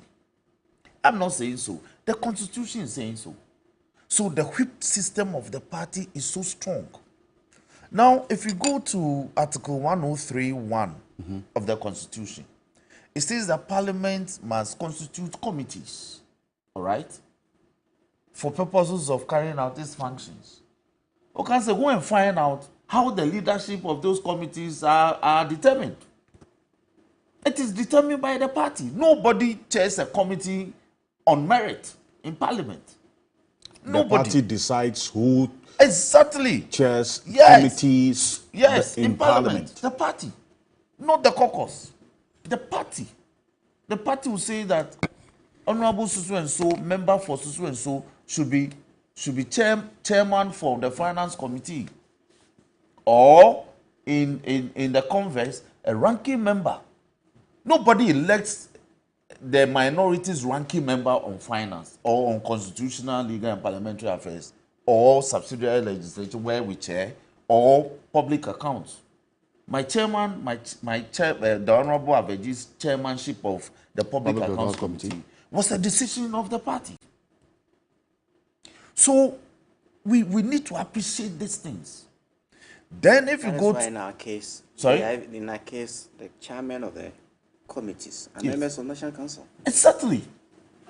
Exactly. So if you don't understand the constitutional and statutory political organogram in terms of the governance structure, you will be emotional about a lot of things. But I have stopped being that. I have come to appreciate that that is what we have. Until we depart from it, the parties have a hold. But is that an ideal situation? One that would help the work of Parliament? Of course. So that is why the parties are blamed when things deteriorate. That is why the parties are blamed for not championing governance, for not championing development, because they are placed in the center of the parliamentary and the constitutional democracy that we've given to ourselves. Individuals are given space to also operate, but they are stifled out. Completely, they are overwhelmed by the political parties. But even you talk about this, who becomes a speaker, the names also come from the parties in some instances. Yes, the parties advise who should be nominated. The law says that a member can nominate a person to be elected as a speaker. Go and find out whether you can stand on your feet, whether I could, on that auspicious night, I could have gotten up and said I am nominating so and so. I couldn't have. There has to be clear instructions. Then, if you go to Article 1101, where we are saying that subject to the Constitution, Parliament shall establish standing orders, shall craft standing orders to govern its procedures in Parliament. That is why the reference to Order 6 by Speaker, if you read the new Order 6, which is Order 6, Rule 1, says subject to the provisions of the Constitution and any other enactment in place. Where there is doubt, this order shall be interpreted by Mr. Speaker. So Mr. Speaker puts all these provisions together and says that we may have glossed over bringing in consultation with the political parties in defining who a minority leader is or a majority leader is. But reading the Constitution as a whole, you cannot take that umbilical cord to the party from it. The party has a say. That is why yesterday, it was beautifully done, because against all the crisis talk, the majority leader, because it was a communication to the speaker, that was what the party did. But the speaker invented the process and said, I will allow you to announce your resignation on the floor, which is so novel. Speaker didn't announce it. Tay Mensah himself announced it voluntarily. He used a lot of words which, in the course of the making a statement, he contradicted them anyway. Because in one breath he said, I don't want to continue to be a source of friction within my party, which could lead to cataclysmic effects. All right. Then he says, then he proceeded further to say that he's resigning willingly. But be it as it may, he announced, and then he sought to hand over to the Honorable Alfred Ocansey and actually introduce him and took him to go and occupy that famous seat, the black seat. Then he exited seamlessly to a place that's been appointed for him. I don't know whether that will be, but he's been appointed, a place has been appointed for him to sit for now. Then the speaker invited the two leaders, the new minority leader first to make his comments, then the new majority leader to make his comments. The speaker concluded. So law evolves, procedures evolve, and I hope that we'll learn from this going forward. Look, a year ago, the NPP berated the NDC for going through a similar process, to the extent that even when our new leader was on his feet, they want to embarrass him.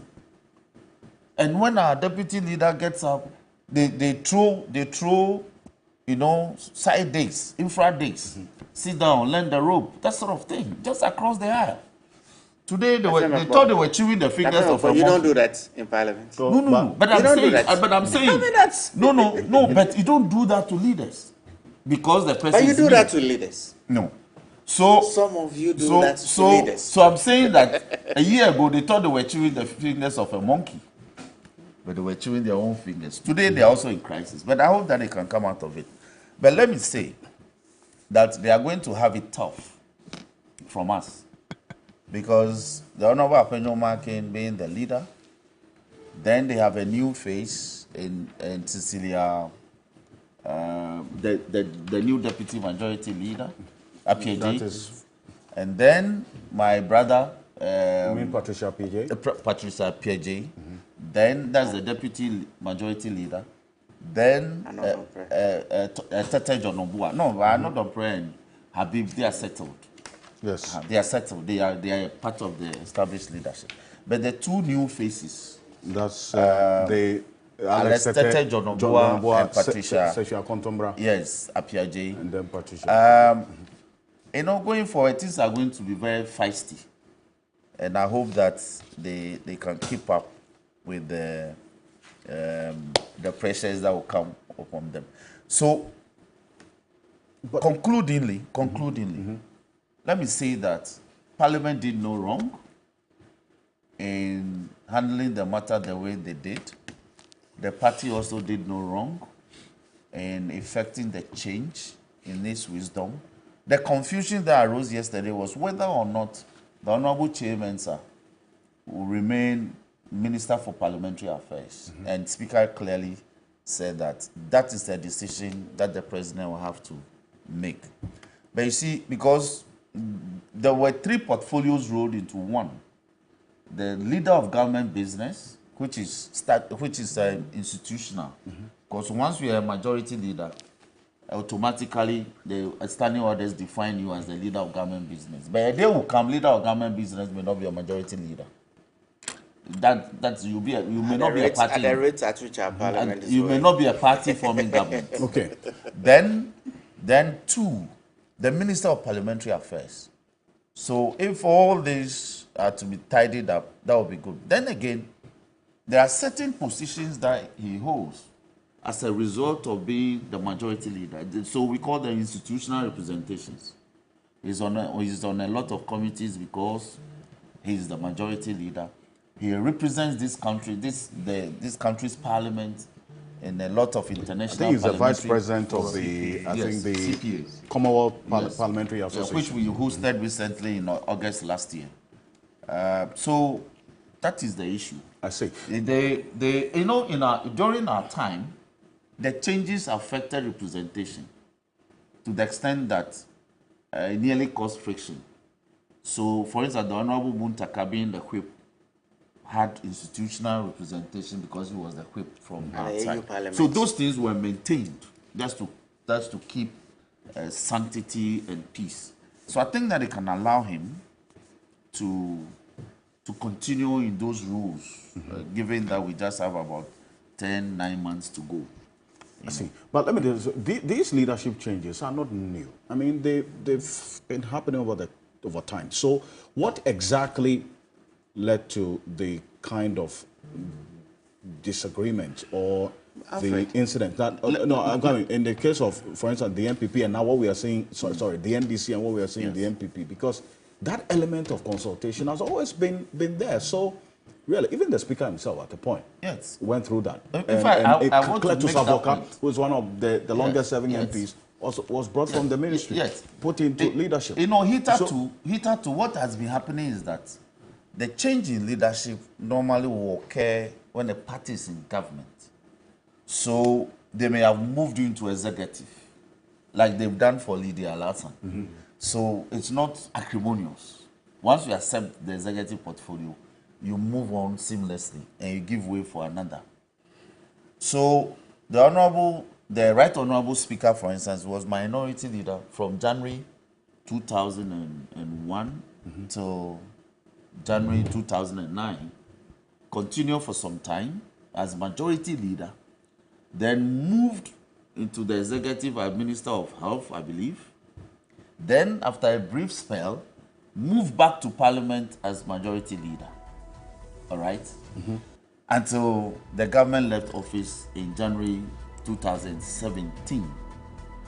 So, in the case of Che, we don't see him moving into executive because he already has executive portfolio attached to that majority position. Exactly. He can be reassigned. No, it's not about reassigning.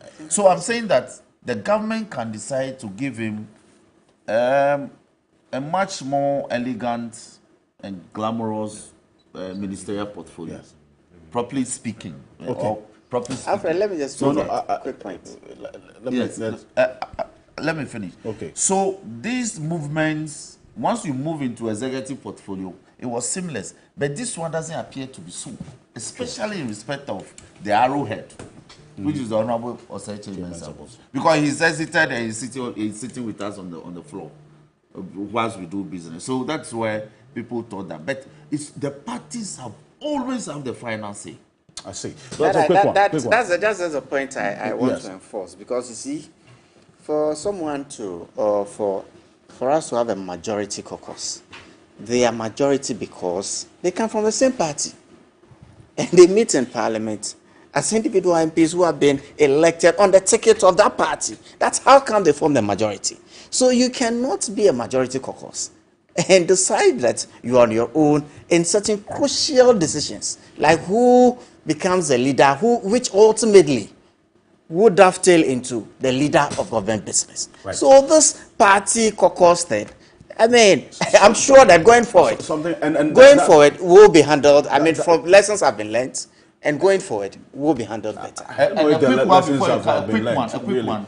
Apart from the issue of the majority leader and minority leader, there are other leadership portfolios that the standing order is silent or as to who picks. Deputies, I heard you make that point. Yes, whip, the 2 deputy whips. So it's critical that we appreciate the fact that it's still the party. Perhaps like somebody advocated. I mean, select the majority leader. And he selects his team. Hold on. Oh, I see. That's also a good one. Thank you. As we round up, talking about learnings, because it's happened in the NDC and NPP now, going forward. Because it appears that the standing orders doesn't really do justice to this matter. So what has it does? Well, I think Alfred, I mean, we have heard, copiously from Honorable Dafiamako about the kind of stranglehold that the parties have on members of parliament. I mean, until we change that, I think we are going to continue to see these. But the last two changes in the leadership of, our parliament have been quite unpleasant. I just hope that the parties will go back to the yesteryears of consultation, because at the end of the day, we could have avoided all these. The NDC could have avoided that. The MPP could have avoided that if there was consultation. But I just want to say, if we are not careful, Honorable, we are going to see a situation like what is happening in Zambia. What's happening in Zambia? Today in Zambia, there are a lot of independent members of parliament, to the extent that they even created a position of the whip for the independents. They have a caucus. Yes, and I have never seen that. I was very surprised. We also have that in our constitution. And it is because of the kinds of things that we are seeing. If the parties continue to behave as if they are not accountable to anybody, we all have a stake in what happens in this country. And the members of parliament that we elect, at the very least, we want them to be consulted when somebody has to lead them. I don't think that that's too much of a thing to ask. Okay. So going forward, I think we want to emphasize consultation, because tomorrow, if the new leader is removed or changed in the manner that Honorable Chairman Sabonsu was changed, I think we are going to speak against that process. Dr. Ashijaman, appreciate your time. And right after this quick break, we're going to stay a bit further quickly with Parliament because of this anti-LGBTQ plus bill, because one of the sponsors of this bill is with us in the studio. We understand, all things being equal, by the close of next week, all things being equal, this bill should have been passed by Parliament. But there are a few nuances we'll get into. Also, this new appointment of Ken Oforiatta and the conversation that is generating. Stay with us. We'll be back shortly after this quick break. This is the key point. Stay with us.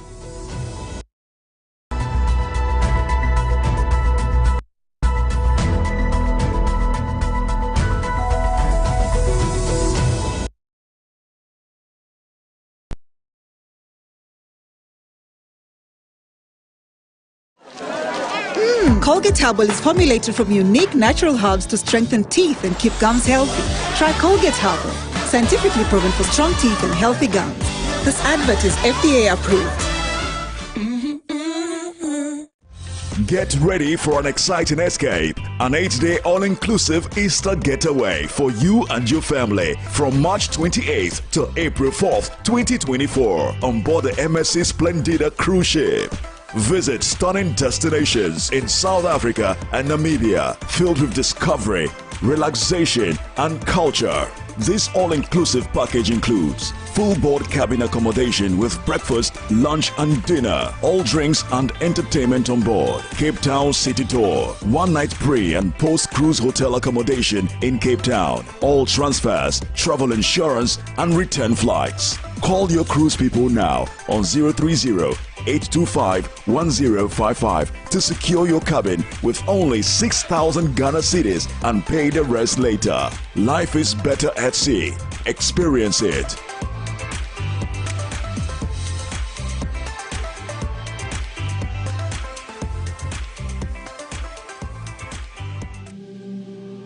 The old narrative of a woman only belonging to the kitchen is long gone. In today's world, a woman can be anywhere she decides to be, whether in the kitchen cooking or in offices where corporate decisions are made. In fact, anywhere and everywhere, women can choose to do anything they want to stand out. Beneath all the makeup and beautiful clothes are women who have lived through it all. We literally live the expression, turning lemons thrown at us into lemonades. Thank you, everyone. The journey to being a great, successful woman is not easy. And on these brand new episodes of Today's Woman, I'll bring you women from all walks of life who will share their stories with you, inspire you, uplift you, and let their hair down. I'm going to Makola. Also self-acclaimed. Yeah, it's self-acclaimed actually. I'm still struggling with the fufu and the banku because I chew it. No. I know, right? Akosia, You're supposed to swallow it. Why didn't you ask me to make like TZ or Banku? How can you make TZ in this kitchen? Don't miss a single episode of Today's Woman with me, your new host, Cookie T, as I bring to your homes exciting conversation. Today's Woman, all new season with Cookie T, shows Saturdays at 3 p.m. on TV3. Today's Woman is brought to you by Latex Foam, Vlisco. I want to make a promise to you, but before I do that, let me come here. I haven't done this before, but I'm doing it for you. I promise to be a wife material. I can take care of home. I'm a home material. Wow. Ladies and gentlemen, give it up for Mr. Ed. I want to have 20 kids for my partner. Hey, double nation, you say? Hey! Give them! Give them! Let me tell you, saving your kakra, you go your way. Anything you want, I'll do it for you. Even if it's my kidney, I'll sell it and give it to you. Seriously? Whether by hook or cook? By hook or... Hey, cook. Date Rush shows every Sunday at 8 p.m. on TV3. Don't miss it. Date Rush is sponsored by Heaven Black Mosquito Spray and Coil and Napa Foods. Dewa Chop Money. Feel Moisturizer. Obuasi Bitters. Close-Up Complete Fresh Protection. Geisha Moringa and Geisha Black Soap. Remy Spices. Stop Cough from Ernest Chemist.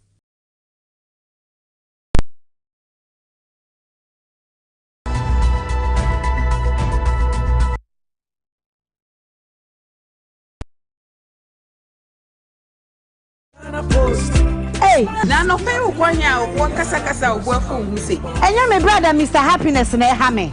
Me see who say Ghana Post aye fast, reliable and affordable nti.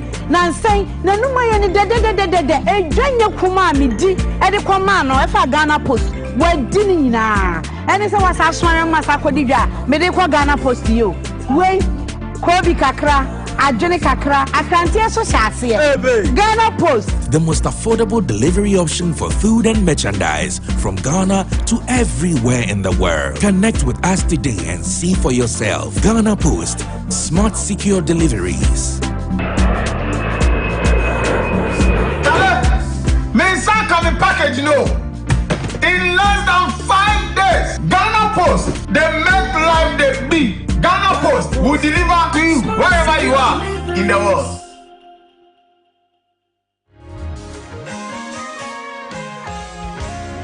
It's been 10 years in the making. The Awake Experience with Diana Hamilton celebrates 10 years of God's goodness in Accra on Sunday, the 18th of February 2024 at ICGC Christ Temple East Teshi with special guest artists, Daughters of Glorious Jesus and Mercy Chinwo.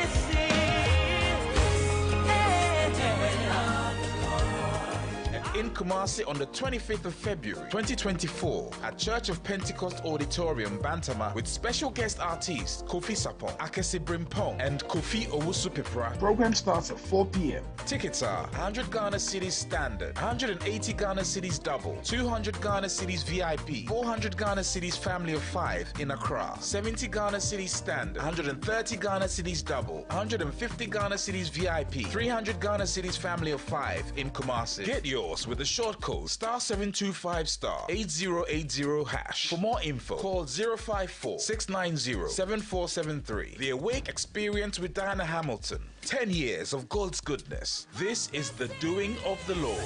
It's the doing of the Lord. The news never stops. If it's not breaking, developing, the news lends itself to significant analysis, broad context through explainers, and the features that give stories more life. That's what we offer on Weekend Central. News, features, analysis, the full package. Weekend Central, Saturdays and Sundays at 12 p.m. on TV3. TV3, first in...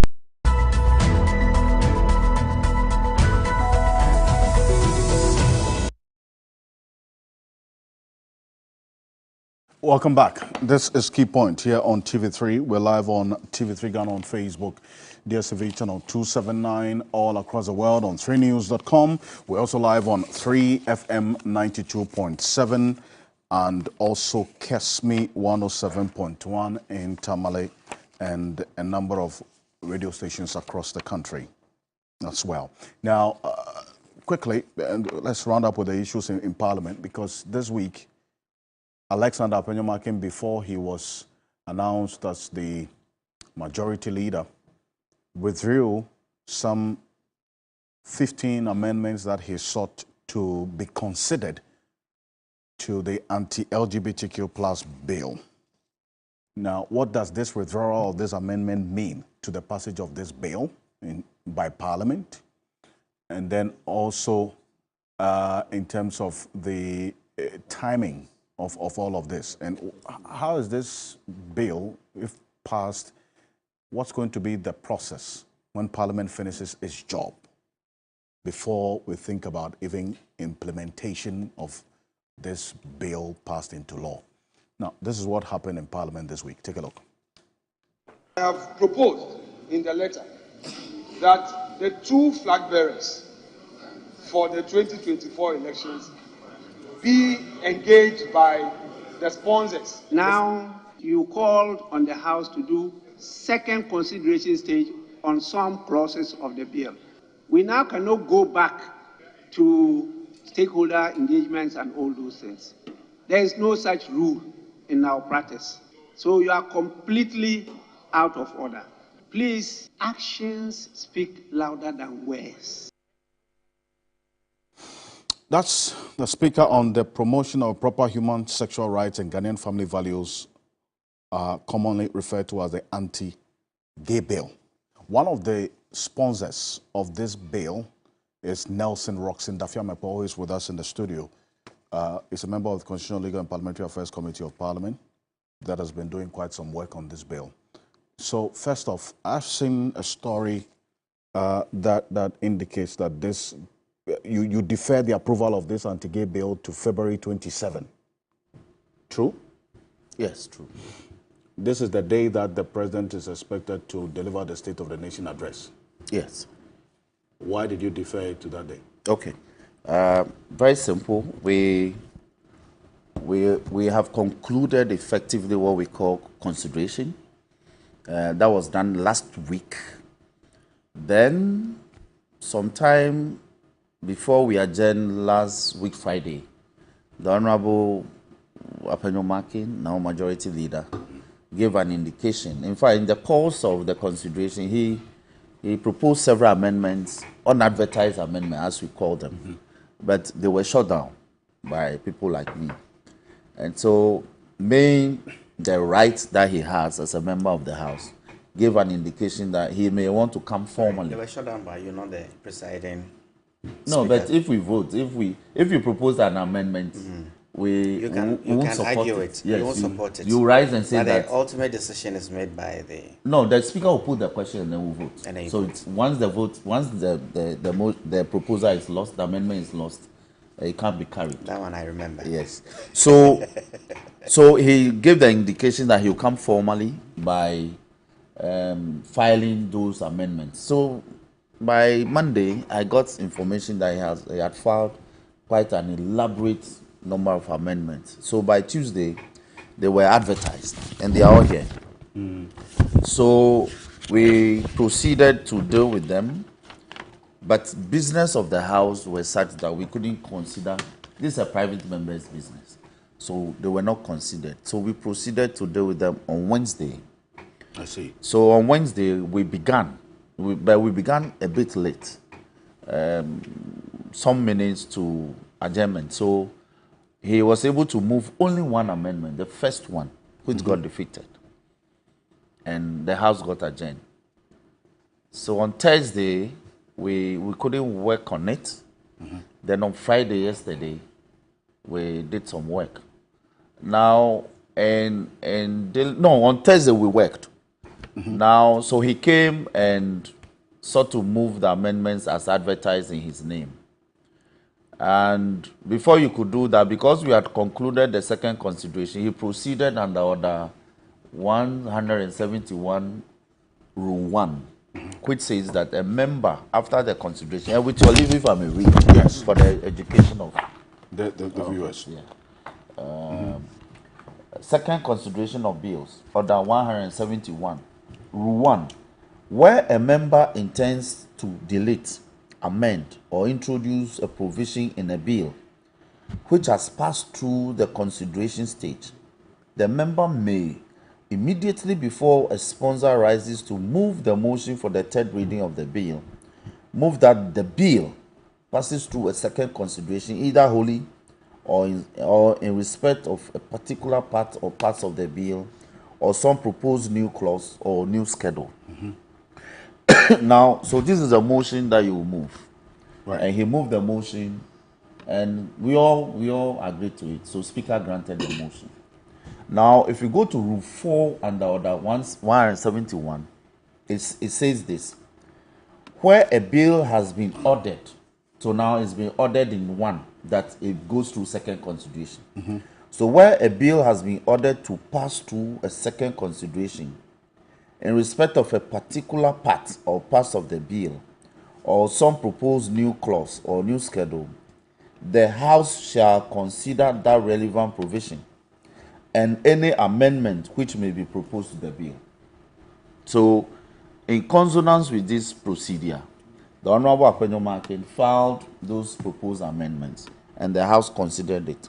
And all of them, because they were same in terms of content and intent. So once the first one got shut down, consequentially, there's no way the other 13 will survive. Going to. I see. So procedurally, once he lost the first and the second, Speaker advised him that he should take a cue and gauge the mood of the House and do the needful. So he you know him, he gave a couple of statements before doing so, and said that as a result he was. I was trying to push him to say willingly, but he refused to say that he was doing so willingly. So these two proposals that you shot down were to do with the replacement of imprisonment of persons found engaging in LGBT activities with community service for persons found culpable. Yes. And that you shot down. Yes. You still want the imprisonment? The imprisonment is still there. Yes, it's the punishment for persons. Yes, he was simply making the case that we should avoid imposing a custodial sentence. We should avoid giving the courts the option to impose a custodial sentence, and that we should do non-custodial, and that he thought that it was in line with our new sentencing policy regime. But people like me said, well, that's merely a policy. Indeed, just about a month ago, 6 persons were sentenced to death by hanging for having been found or convicted of having engaged in treasonable conduct. So we can't say that our courts are not want to impose custodial sentence or even the death sentence where applicable. They will when the facts and the evidence placed before them points to that fact. So the courts must have the opportunity to be able to do that. And so as a result, he lost the odd amendment. So having done that, we as sponsors also had a couple of amendments to tidy up some couple of provisions. And those were done subject to further amendments. It was carried. But if we come to Order 172, 1, which the head knows is third reading of bills. Once you pass consideration, the next stage is third reading, where the bill is passed, is read the third time and passed. But this is what our standing order says. Order 172, Rule 1 says, where a bill has passed through. This is reference to the new standing order. Yes. This is the new standing order. Or the revised standing order. Yes, in fact, we'll say that the revised standing order. I like to use the word revised. This is the third edition. This is talking. So Order 172, Rule 1, it says, where a bill has passed through the consideration stage, Second consideration is also part of consideration. The third reading shall not be taken until at least one sitting day has elapsed. Okay. So this is the provision that prevented us from moving to the third stage yesterday. So at least a gap of at least one sitting day must before intervene. the third reading. Yes. Okay. So technically, it will be taken on Wednesday. Wednesday. Yes. Not Tuesday. Not Tuesday. Okay. So Wednesday, the February 28th. Yes. You all things yes, being pursuant to Order 172 Rule 1. But we have a provision in the standing orders which says that notwithstanding, I can move and say that notwithstanding the express terms of Order 172 Rule 1, I will urge the House that so and so, motion number so and so be taken today, so that in that case we are asking the Speaker to suspend the operation of that standing order, which is Order 172(1). The Speaker has the power to suspend its effect, and so that business can be done. These are technicalities. Indeed. Yes. Well, so but we are careful. We don't, because of some things we are hearing. So we want to do everything. What are you hearing? To the letter. What are you hearing? Well, a certain declared anticipated suit in the Supreme Court as soon as it's passed. So we want to do everything in consonance with the procedure, so that we don't breach procedure. You are picking information that there's someone heading to the Supreme Court. Yes, people are evincing clear intent to go and challenge this at the Supreme Court. Legislation. Yes. Okay, so if after you do your job, let's say all things being equal, Wednesday, Parliament approves this anti-gay bill, then what? Then, pursuant to our new standing orders, it will be hitherto we didn't have it.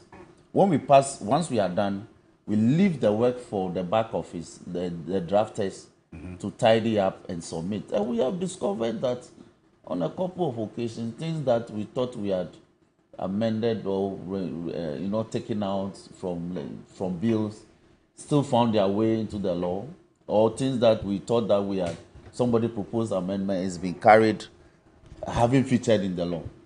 So by our revised standing orders, there's a provision where when the consideration is done and a bill is read the third time and passed, the drafters will have to come back with a final draft of all the provisions as variously amended and adopted as forming part of the bill as presented, for a small team, a winnowing team, to check, as in to audit and verify every key provision, as being the true reflection of the intent of Parliament in enacting that legislation, before a transmittal letter will be put on it by the clerk to the office of the President for his assent. I see. So central to this bill is that what? You can't, or persons who associate with this community cannot do so openly. What they do in their bedrooms, you don't care. This bill doesn't care about what happens in their bedrooms. It is the open promotion of it that this bill seeks to kill. So is every crime. Every conduct that is criminalized in this country. If you hide in your room and you go and think of overthrowing the republic, that is your business. But once it is found, once it becomes public knowledge, you'll be dealt with in accordance with the law. If you hide and go and steal and you are not caught, you think you are free. So every single conduct that is criminalized, that is how it is. If you do something in your bedroom that the nation frowns upon and you are not uncovered, you walk. If you jump the traffic light, which is a traffic offense, if you jump the red light and you are not caught, you are off. But when you are caught, you face the full rigor of the law. So, I mean, we've had this conversation all through the life of the process of approving or the work of Parliament. Now, it appears that Parliament is at the end of its work. Now, you have indicated some persons raising objections to some parts of this bill. There's this indication that some people are even going to test the law at the Supreme Court on this matter. I mean, will this bill, if passed by Parliament, have any significant impact in terms of the activities of these persons, some of whom you say have approached you to defend them? Right. So, Cassie, this matter, it's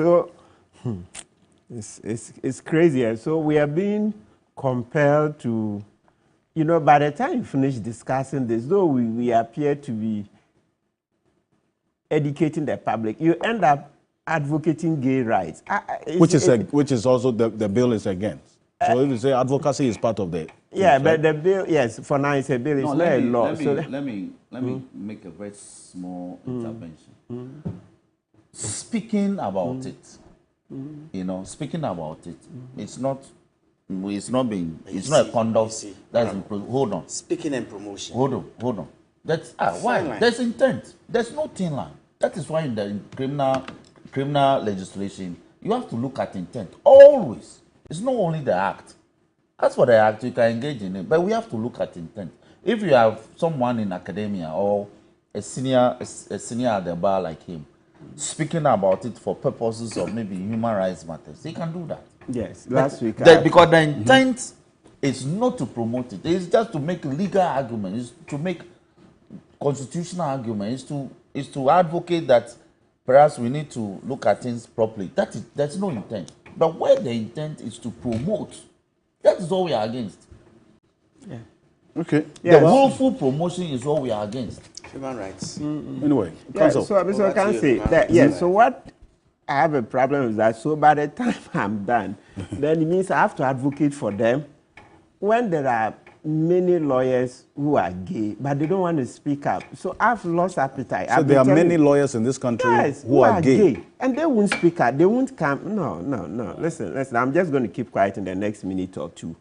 Why won't you, Mr. Ocansey, let's discuss the asset declaration law, President Kufuor's failure? I said, Honorable, you are doing a private member. No, indeed. Yes, that's more important. That's another issue that we'll... Yes, we are very much interested in the asset we've declaration. had conversations on this. We've had conversations. But you are saying Kufuor is not bringing the bill. That's what we should be pushing. We're going to be pushing the asset declaration law. He wants to run away. You see, this is an election year. He wants to run away again. Remember, he ran away the first time. Then the IMF brought it back. And now he's running. No, we need that new law that will make sure that when you file your assets, we can the declaration will be published so that we all can see. As for the pushing, we will do it. We will do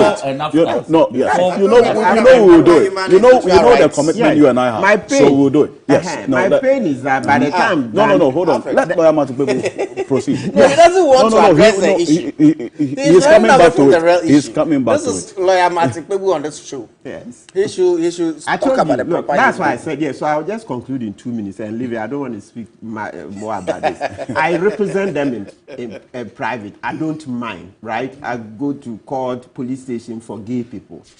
But the problem is why they won't come and sit here. The lawyers among them say, look, Mr. Ocansey, TV3, give me a seat. I'm coming to sit here and talk about gay rights. You don't want to. Something you do. Why should I do? So yes. Yes, I won't mention because our colleagues at the bar. Oh yes, there are lawyers who are gay. It's public. I mean, people know them. We all know them. As soon as we go offset, I don't know. Well, we don't know. As soon as we go offset, we say honestly, I don't know. You don't want to come and speak about something you do. Why should I? The platform doesn't know. We don't know, and the platform doesn't know as well. And I promise that listen, if you come out, then we will help you. But you're hiding in your closet. If you're hiding in your closet, why should I be the one? I don't get it. I act for client. Like I said, the police station, I don't mind going to court because the client is standing behind me. True. Yeah, so this is the client. But I come to sit here. You want me to advocate for you, I can't mention your name. Then what kind of advocacy is this? When people are hungry, okay? They've come to you to advocate for them. About 10% of our people are hungry, very, very hungry. They can't get food to eat. Look, you go to social media, people are crying, hey, there's hunger in town, there's hunger in town. We can't get time to talk about that. Hold on. They come to you and tell you you come on this platform and advocate for them. No, but we know them privately. They are not coming. So that's where the pain is. So I'm expecting that they should, look, they will start. They can hold a press conference, and as soon as they do that, after you invite them here, or they can reach out to TV3. This matter, we want to address it. So why are you hiding? Why are you hiding? I know sometimes they will say reprisal attacks and do. It's normal in every society. once in a while, you won't get all of us being perfect. If we're perfect, will Ghana be this hard for us where we are hungry? And exactly. You know the point. Would Ghana be this difficult if we were that good? So you always find that in every society, there will be the good, the bad, and the ugly. So you have to stand up for what you believe in. But here's the case, you are in your closet, and then we are saddled with advocating for you. It's difficult. Right. It's difficult. So that's all I can say for now. Anyway, that's enough you have said on this, quite frankly. Before I need you to do this quickly. Quickly. Yes. This is the final draft of the bill as it came to Parliament. But I want to assure you that it's gone through a lot of amendments. And so the initial fears that people entertained have all been... About human rights breaches and so on. Have all been entertained and dealt with in Parliament. So the bill, no bill comes to Parliament and leaves the way it came. I mean, that's simply how enactment works. Okay, well...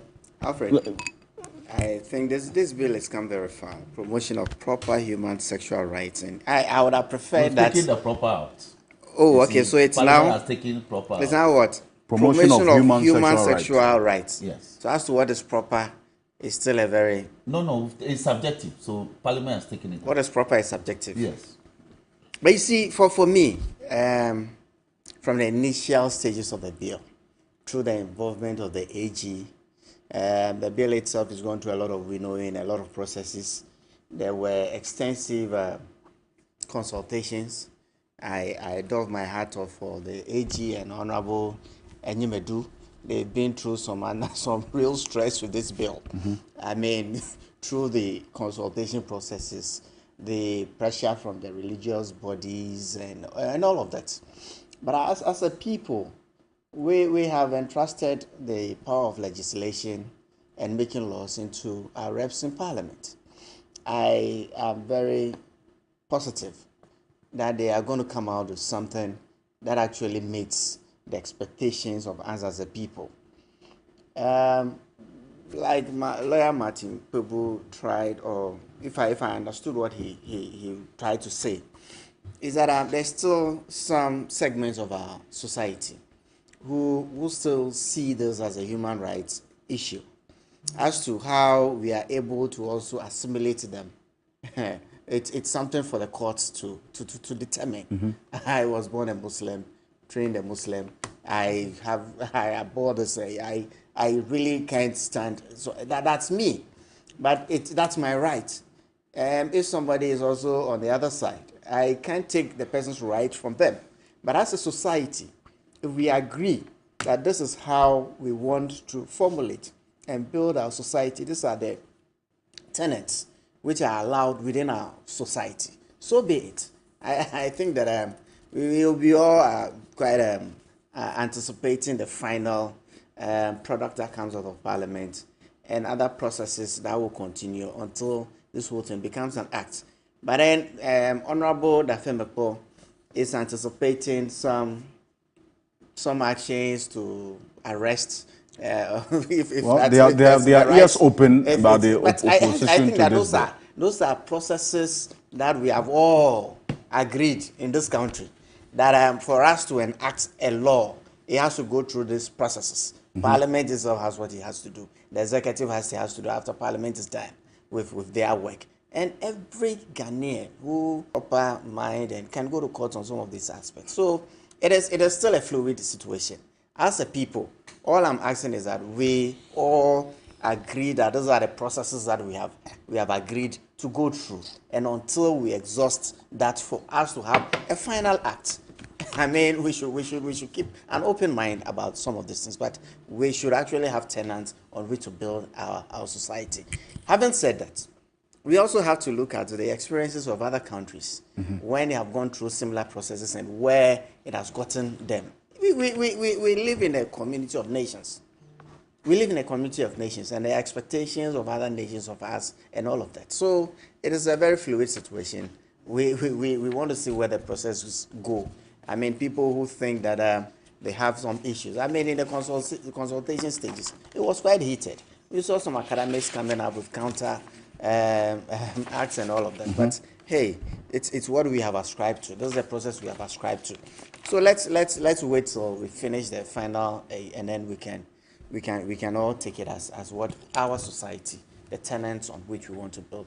And as to whether it will have financial implications and whether the president will raise those questions as well. It is all part of the processes I am agreeing to, because until Professor Michael Quay gave in to let's actually try this private members bills introduced by members of parliament. It's not been done before because of the clause that, but it's any repercussions on the public purse. So nobody actually tried until Michael Quay encouraged Parliament to go down that route. And this is one of the major acts since we started this. So let's see how it finishes. So, but my point is that if we have agreed as a people that these are processes we have to pass to be able to enact laws on which we are going to build our society, let's allow the whole process to finish, including the ascension of the signature of the president when everything has been agreed and accepted before it becomes an act. That's just my point. Well, on that bit about this bill having financial implications, you know the position of the president on this, and so is this one that you are anticipating, that if it is indeed the case that if it's going to have financial implications, the bill must emanate from him and not from you, private members? I think that there's a certain confused interpretation being placed on that phrase in the Constitution. This is what the Constitution says in Article 108. It says, Parliament shall not, unless the bill is introduced or the motion is introduced by or on behalf of the President, A, proceed upon a bill including an amendment to a bill that in the opinion of the person presiding. In the opinion of the person presiding. Okay. So if the person presiding declares that this bill will not occasion a charge on the consolidated fund, that's it. Okay. That's it. So I think that some of us, if I may add this quickly, some of us are considering strongly that we need to now have a certain procedure in Parliament where a private member's bill passes this constitutional roadblock. The Speaker will actually have to write an opinion. That's a formal opinion or a ruling that upon considering this bill, after considering this bill upon presentation, I, as the person presiding, is of the opinion, unalloyed opinion, that it will not occasion a charge on the consolidated fund. Okay. Then it will be added to the bill, so that tomorrow nobody goes to the Supreme Court to seek interpretation on what does in the opinion. The Speaker or the person presiding has a right to express their opinion. No, this is that opinion can be challenged. No, can I finish? Please. Look, the Constitution is very clear. The Constitution didn't define what in the opinion of the person means. Once the person presiding says that this bill will not occasion a charge on the consolidated fund, that impediment is cleared. Okay. My point. The Supreme Court cannot I want to conclude on this matter. How Parliament epitomized by the person presiding will exercise that opinion. Honorable, my point is that that opinion is not sacrosanct. Okay. Well, but the Constitution says opinion. But opinion of the Speaker has always been challenged. By gentlemen, thank you. Okay. But Speaker has made rulings that have been challenged. By whom? So it could even go to the court. Here's how things are going to play out. Challenge the Speaker's opinion in court. By next week, February 28th, we'll get to know what happens after Parliament does its work. Thank you. Nelson Rossing, Dafia Mekpo, thank you very much. Now, before we went to bed yesterday, something that had been in the news had been confirmed, at least per a letter that was widely published that has not been disputed as yet from the presidency. If you recall, almost 2 weeks ago, this news of Ken Ofori-Atta being reassigned, that had not been confirmed at the time. At least the confirmation letter that we have of his appointment has a different portfolio, but the reassignment is there. Yeah, there you have it. So this is a letter dated 15 February 2024, Office of the President, appointment as Senior Presidential Advisor and Special Envoy for International Finance and Private Sector Investments. And bear in mind, the date you see there is instructive because the reshuffle was done on the 14th of February. President Kufuor reshuffled the minister on the 14th of February. Then, the next day, after Ken Ofori-Atta was relieved of his post, he's been given this new position of, it's quite a long one. Took me a while to memorize it. Senior Presidential Advisor and Special Envoy for International Finance and Private Sector Investments. Let's go on to the telephone. Professor Bafwa Jumendia is a governance expert, a former advisor on governance to the United Nations. He's joining us on the telephone. Professor Jumendia, good morning. Thank you very much for joining us on Key Point. And good morning. Thanks for having me. Now, this letter that we have, and I'm sure you've seen a copy of, this was just a day after Ken Ofori-Atta was relieved of his position as finance minister. He got a new appointment the next day. I mean, how does that strike you, especially taking into consideration the conversation about he being relieved of his position finally after all of the calls by even MPP MPs and what this means in terms of the optics for government? Now, just a day after, not knowing he had been reappointed. Well, let me be clear on this. The president has not committed a crime by making that appointment. The president has not breached any law by making that appointment. And therefore, I think he used his power, the Constitution, which the people have given him these kinds of discretionary powers.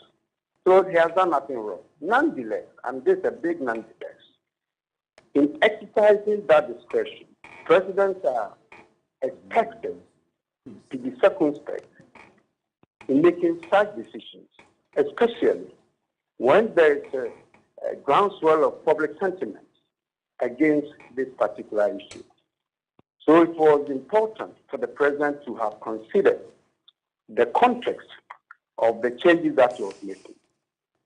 So if he had relieved the man of his appointment, substantive appointment as finance minister, and appointed his deputy in his place, and then you turn around to make the former minister your senior advisor, and more importantly, special envoy on international finance and capital markets or something like that. Private sector investment. It seems to me that the new role of Mr. Ken Ofori-Atta could supersede the exercise of power of the finance minister. Because if you look at it, during all these 7 years, the former finance minister has been quite prominent in utilizing capital markets in managing our finances, to the extent of borrowing, hitting the ceiling, and Ghana being stopped from further borrowing on the international market.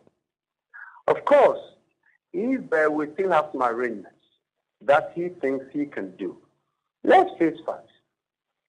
God forbid, if he's incapacitated, wouldn't there be anybody to play that role?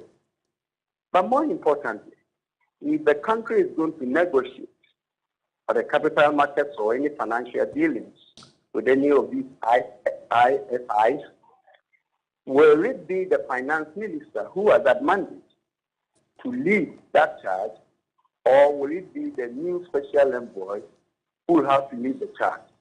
So it seems like the new appointment somehow overshadows the role of a substantive finance minister. And given that the current minister was his deputy over the years, then again it raises questions in terms of the comfort level of the new minister making certain changes or certain decisions in his role. So it really complicates the role of the minister. That's why I said from the beginning that even though the president has the authority, the prerogative to make all these appointments. After all, he decided at one point to appoint 120 ministers. Nobody could challenge him legally. So he has that prerogative. But I think that he's created a conundrum for the finance ministry, the way Mr. Ken is going to perhaps supervise the work of the ministry. Because the ministry of late has been engaging more in international financing arrangements, more in capital markets, the bonds and all that. And if it's still going to be the special envoy, then I'm not sure how the new minister's authority will be exercised. So your analysis is that, at least with this portfolio, from the governance perspective, is going to give Ken Ofori-Atta more executive power over and above that of the finance minister, and that has its own, at least, evident ramifications. For sure, because you see, if you're a special advisor to the president, in a way you are much closer to the president than a minister. Sure. Because his offices, technically, will be located at the Jubilee House. It can be anywhere, but it will be under the Jubilee House. And he will have direct access to the president, not the minister. The minister will have to call for some kind of appointments and all. And considering the weight of Mr. Ken Ofori-Atta over the years in managing the economy, and being placed at this higher level, in my humble opinion, I think it makes him even a super minister for finance, because the core function of his ministry over the past 7 years, in my view, has been more in terms of dealing with international financing, investments, not looking inward in the country, in terms of how we mobilize our resources, how we maximize our productive capacity to create wealth internally to support our financing. It's been more of financing our budget externally. That has been the core function of this minister when he was in office. So it seems to me, perhaps he wants to continue this. If he thinks this position will enable him to turn the corner, as we've been told before, the fact is that, and I don't know how many Ghanaians who will confess or admit that we have turned the corner. The economy is still wobbling, and recent reports from the international institutions have been telling us it's going to take a decade perhaps to overcome. So in my view, these last few months remain is not going to enable the special advisor or the special envoy to really bring the economy to any realistic level. So I'm not sure what it's going to do. In fact, you're not the only one who is caught in this confusion, or you as in not being sure what the strategy is by President Akufo-Addo. But you make the point earlier that, is that to say that there aren't other equally competent persons in there who could do this? Because if it's, God forbid, incapacitated, then what next? But why does it appear, and this is from the thoughts of a number of other governance experts who have raised questions about, it appears Ken Ofori-Atta is indispensable when it comes to President Akufo-Addo, and is that good for the optics? Well, I don't know the personal or private or public arrangements or relationship between the president and Ken. Of course, we know that Ken is a cousin. We also know that Ken is a very hardworking person. In fact, by the way, don't let underestimate his capacity to work. Look, I met him in the 90s when he returned from the States to start his business, and how he grew the data bank to become what it is today. So I don't doubt his capacity at all.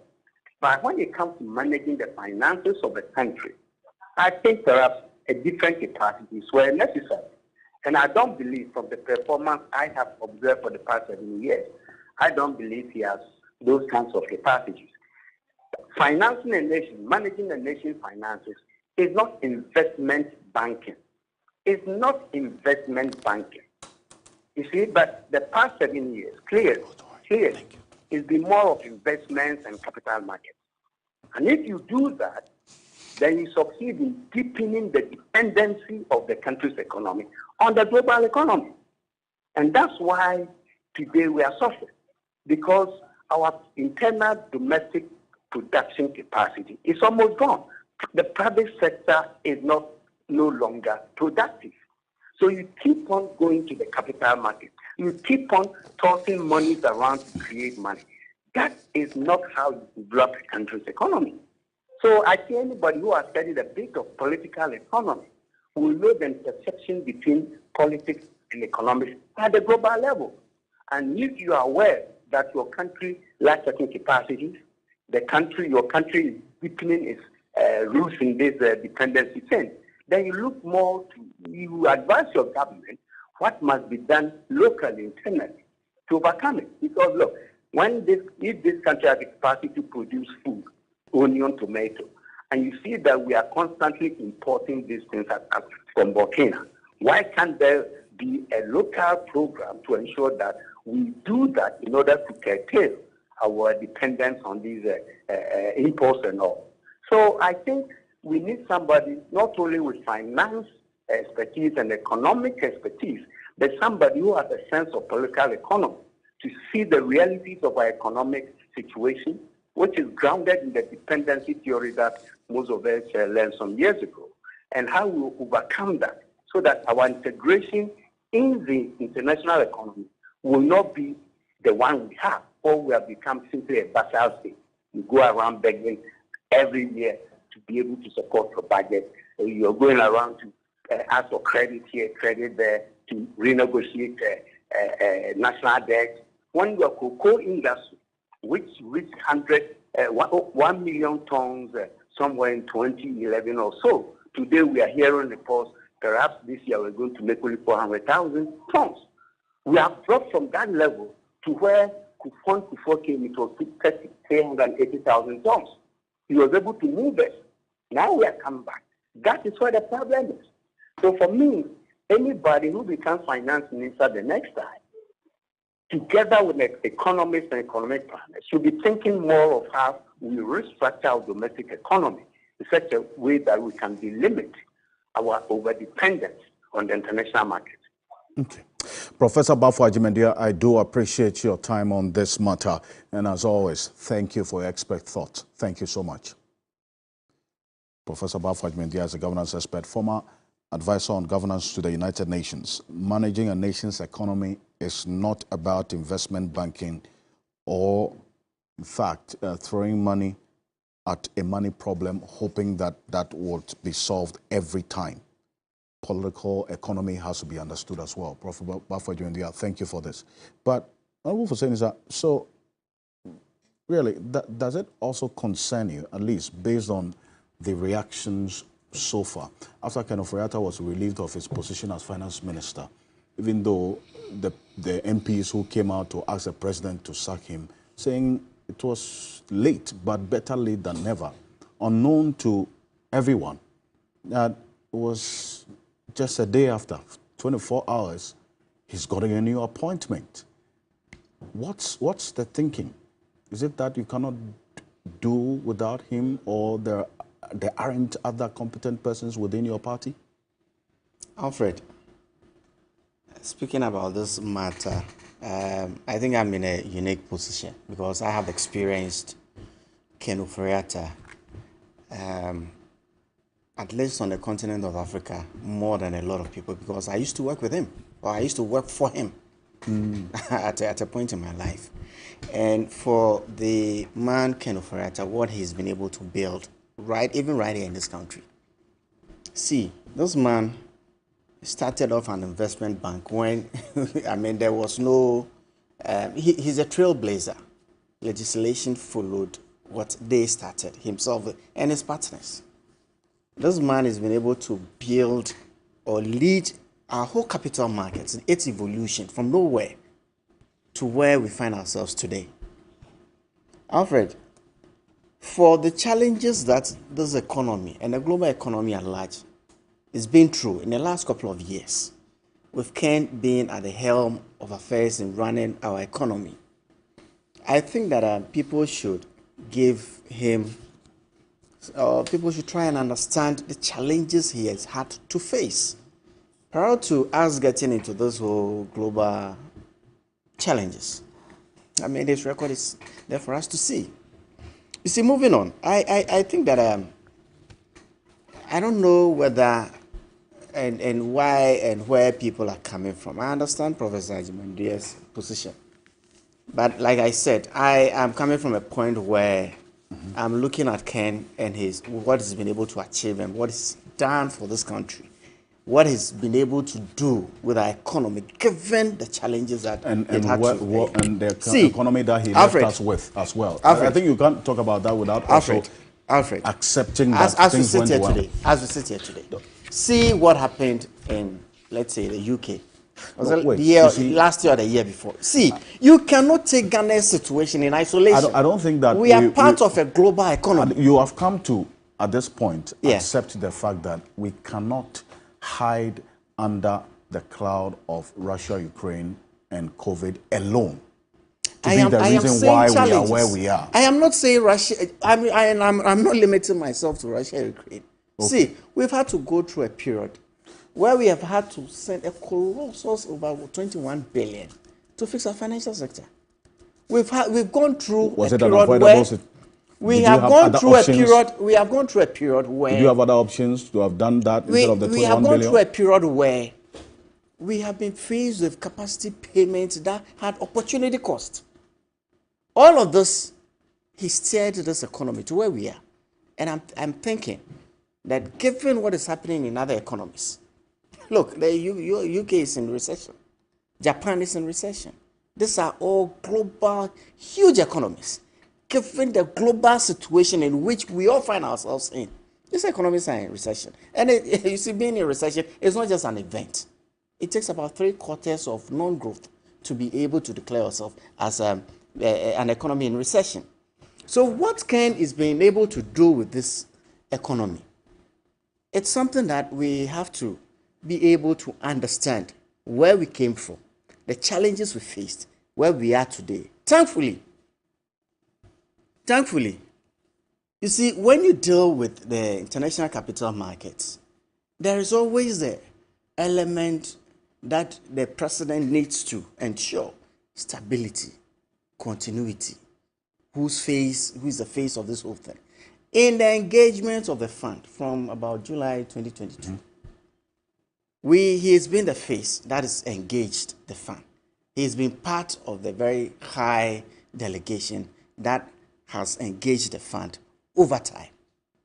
If it's available to ensure that we keep the stability, continuity, I mean, what is wrong about it? Look, having an advisor at the presidency, we've had Dr. Isiah Asare at the presidency for a long time. No, so being an advisor on health matters, and he undertakes particular projects. Like during COVID, he was a key member of the team managing the situation. But look at the portfolio. He's looking at projects like Agenda 111. And there's nothing else look at that the bars portfolio. the president. Look at the portfolio.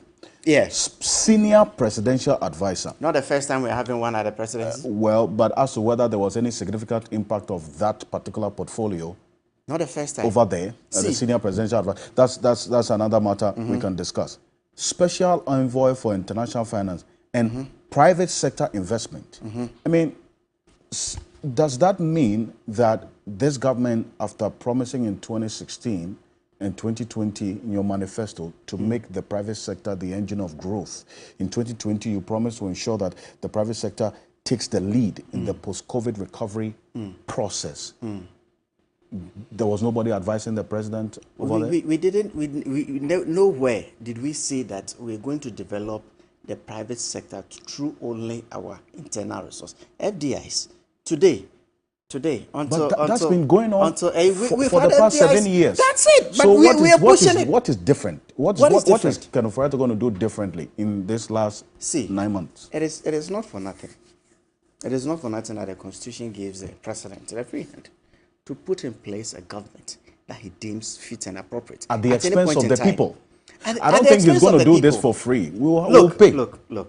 Sorry, Alfred, is it Alfred, I have cited and given you situations why we need... Look, these capital markets, they don't like and they react to the list of changes. Thankfully, I have read a release from the IMF pledging support to Dr. Amin. That's fine. You see, but the stability continuity, even in our own. Look, you will recollect that in going or making a decision to engage a fund, we had our own programs. We had our own programs that we presented to the fund. We are going through those programs.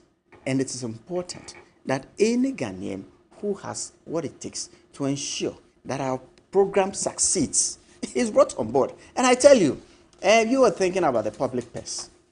I tell you, I made a statement. You don't think about that? I tell you that. You don't think about the public purse? For the Kenyo Frata that I personally have been fortunate to experience. It is not about the public purse. I see. Well, you see, that's where for the man that me. Maybe you will not have. You will not have. You probably will not have the. I get very the concerned. When a minister says, "I will not take salary," but actually still works. It's concerning. It must concern you as well. It also depends. Perhaps if me. Perhaps me. It must concern you. Alfred, perhaps me. If I make that statement, you might be concerned. But when Ken, for the Ken that I know, for what he's been able to do for himself. So does it also concern you that when we go out there to borrow, his company makes money? Wait, does it concern you as well that hold on, if you look at the insurance sector, they're all concerned about what is happening and where contracts are going? The involvement of his company in these transactions did not start under the NPP administration. Data Bank is such that you are let me give you this information. If you say you've worked for him or with him, between 2012 and 2016, he wasn't in this particular circle taking far front. It's been described. I mean, I've seen some documents, at least from the likes of the Honorable Wicked Hagan, who indicate that himself, together with a few others, were selected by the John Mahama administration to understudy some international book runners, or as it were, transactional advisors, as quote-unquote apprentices. And they were given a certain small quota. About but what we have seen now is very different from what existed So what previously. was the essence of us giving them the opportunity to understudy bigger investment banks, and then because his party is in power, all the opportunity that we gave him to understudy the bigger investment banks, we take it away. How do you understand conflict of interest? But you see, Ken himself, long before he became, a very front-line active politician like we know today, he took himself out of that company. The company you want to refer to. He took himself out. As a director, he took himself out. Shareholder, the one but it means that he, as a shareholder, he wasn't active in the day-to-day running of the entity. But you see, okay. The lawyers can say what, but we can also read the company's act. Well, you've made your point. Lawyer must be, but it's on record that it is as a director, not a shareholder. I think that has to be made very clear. Let me that has to be made very clear. Rounding up. Professor Jimandria expressed a fear that he is going to supervise or be a higher authority for the minister. He's been working with this same minister for over a year in the ministry, and they have had no problems. Okay. So where then is the fear that going forward there is this potential there? The president is giving the free hand to run this economy, and I don't believe that the president will superimpose someone on Dr. Ahmed Anta to supervise him on the day-to-day running of this. But the president also, if he needs that advice, if he needs to bring in that continuity, stability in the running of the economy, deserves a right. Okay. And the president has not done anything untoward. That said, Lawyer Matipebo, bringing you at this point, seeing this letter, at least confirming what we had been talking about without any official confirmation, how did this strike you? Quickly. Oh, it was so despicable. And I was like, really? This Why? man is saying, because it's like the president is rubbing it in our faces, rubbing it very hard in our faces. There's a person we've complained over and over and over and over and over and over against. And then you do this. Let's not forget, let's go to the facts, verifiable facts. The majority in parliament, all the MPs joined in to say Oforiatta is involved in conflict of interest, mismanagement. You have all the charges. Apia Kubi read their press release. They sat down there. So initially 86, later became 96. Then Mensa Bonsu came in and said it's the whole of the majority. Yes, that was they majority. made charges. Forget about the fact that later on in Parliament, they didn't get enough numbers to pass the vote of censure. Yes, that is to be expected because the majority pulled out. They didn't support the minority. And even before then, let's look at it, please. In law, it's not everything you have to say there has to be a proper conviction before you say somebody's done something wrong. Even the optics of it. How can the president put his brother as finance minister? We borrow, then they make money. We borrow, then they make money. It's What kind of... president Which other president has brought his brother from Nkrumah? Who was the Minister of Defense? Is defense the same as finance? You are saying Kufuor brought this, what do you call it? Minister. I'm talking about finance. I'm talking about finance. And then your specific reference is to the finance ministry. Yes, and people will quickly tell you that Ado Kufuor was his own man in the party. He had a trajectory. Oforiatta said he was a businessman. When did he join MPP? Okay. As a full-fledged, he was a businessman. You think if he was showing so much party colors, Rickett Hagen and co would have called him to come and be an apprentice? Why would he be giving so much, bringing the enemy very close? It's because he said he was doing business. Yeah, political enemies. Oh, you know that. And they revoked the licenses of the Dufours and etc. If they were not enemies, there were bases. Read the report. Some of them Have were not bases. Quality report in 2015. And do you know in the US when the banks were up to? Yeah, I heard some of those stories. Listen, I will give you a copy. Let me give you an example. Let's use this example. Boeing and Airbus. Boeing and Airbus, the one that GM got trouble for, this official one.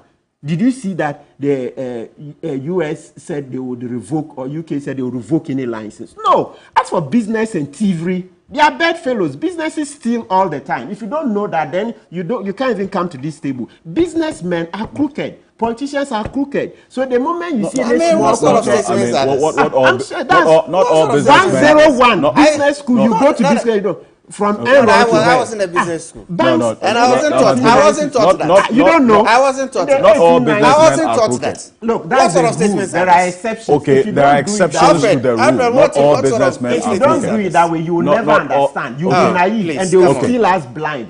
Businesses steal. I know businessmen who don't steal and who are not crooked. It's not a general rule. So if you don't understand that usually businesses and politicians, they steal, you think the moment you see the least thievery, then you want to this revoke license. Honorable. And the moment you do that, you end up collapsing all the businesses. Because who is going to stand up? Because look, no matter what, even at the point of taxes, the most honest of businessmen, if you go into the taxes, you get a businessman. Trust me. Don't look. I went to business school like you. You think if there was money, easy money in business, I would have gone to law. I went to business school like you. Okay. I went to school of admin, the same thing. But you look at it, you see that it doesn't add up. Business is not black and white.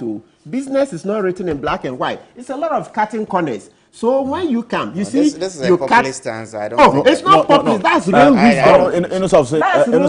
That's real wisdom. Go through all the big. That's why I said, look, the US, it didn't start today. Look, go into the 1890s. Look, you know, in the 1890s when McKinley was president, over 400 banks collapsed. You think Ghana this hour a few over a little over 10? That's one.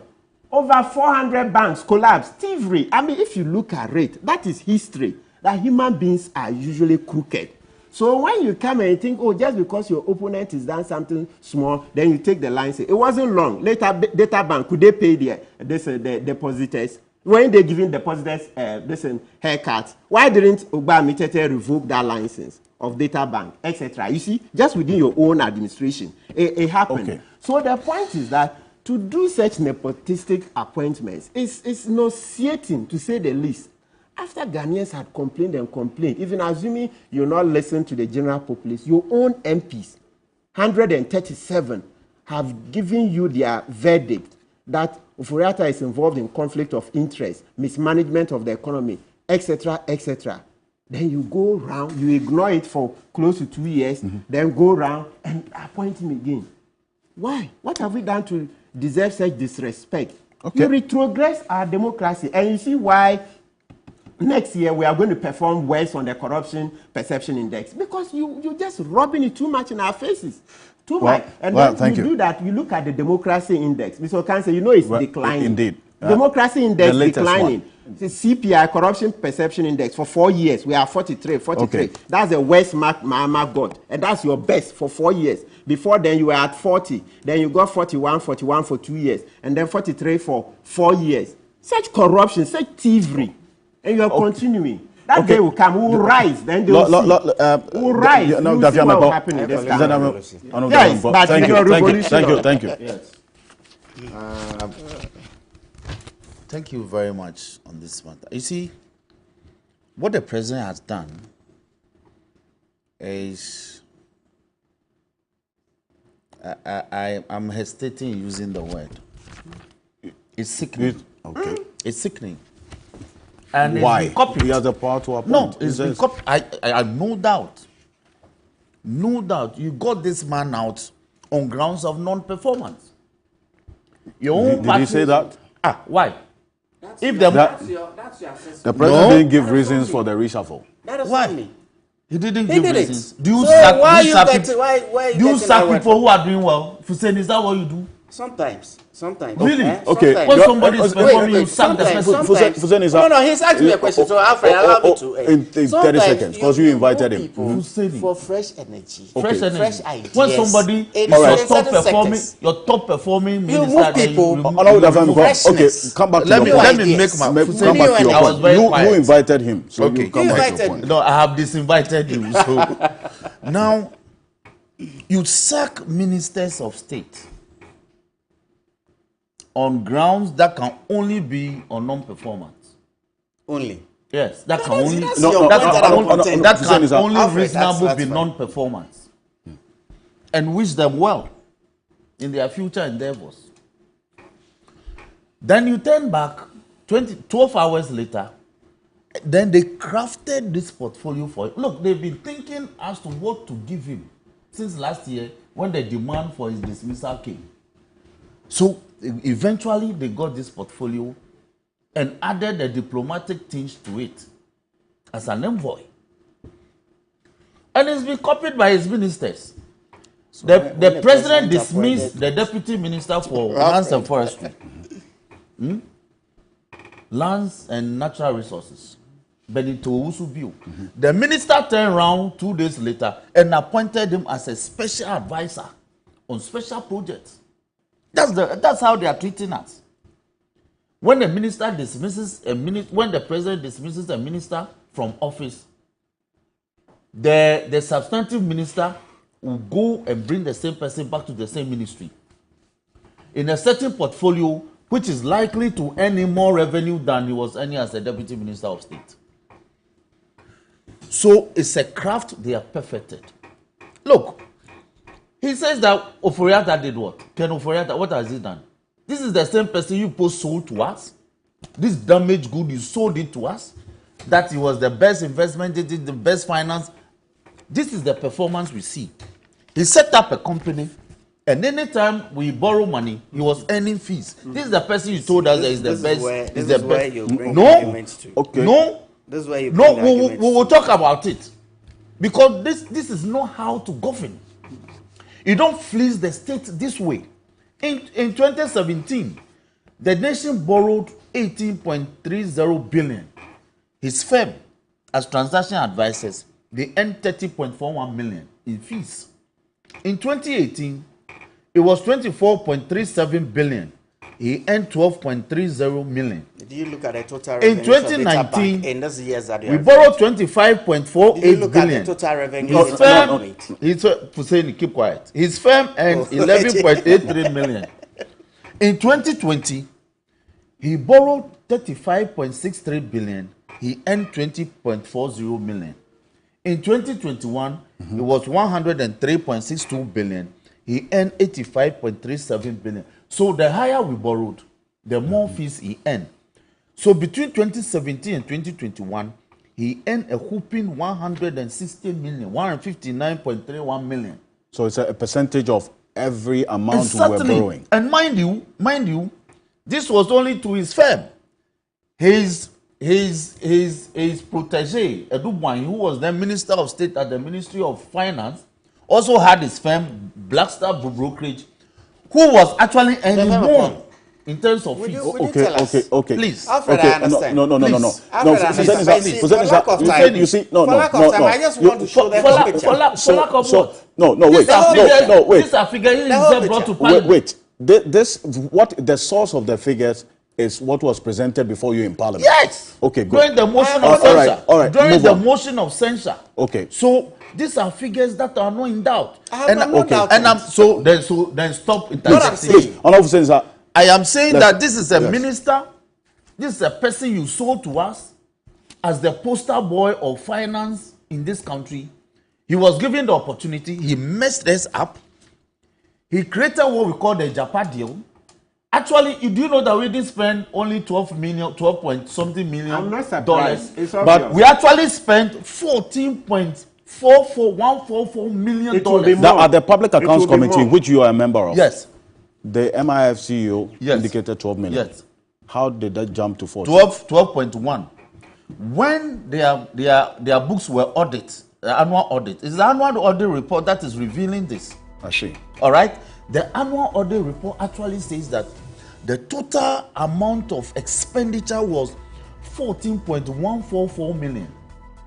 But so far, Ministry of Finance has paid 12.139, leaving a balance of 2 million and 2 and 4 million. Yeah. So when you try to get to STS, yes. Hold on. Can I?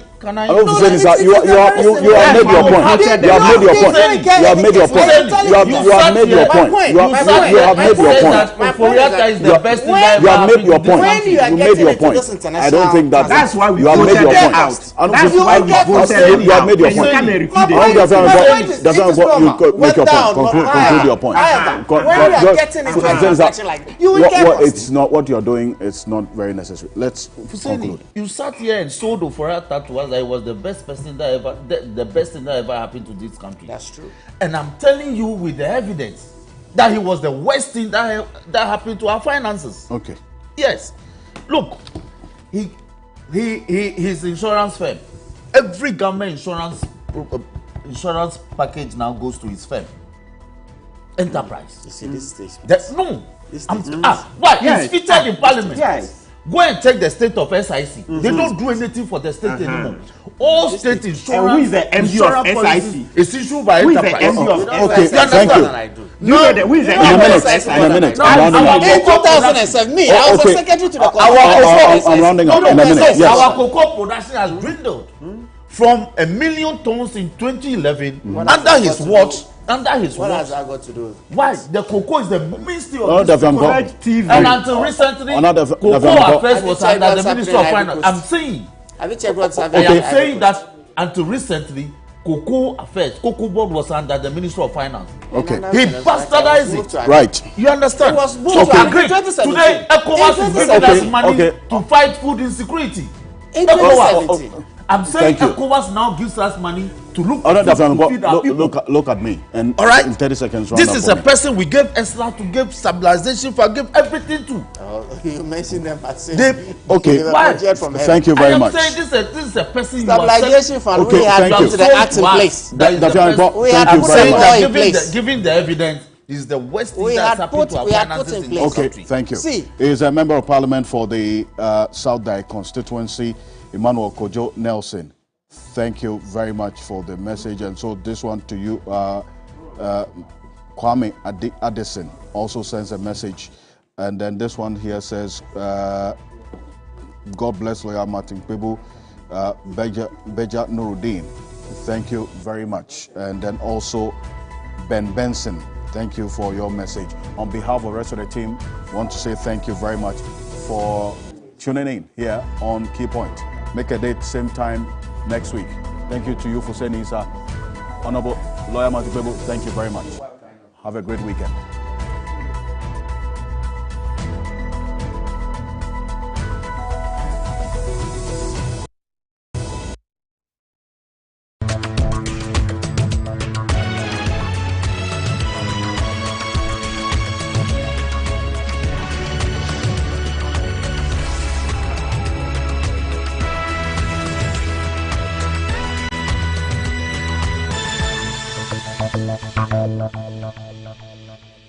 This program is rated U.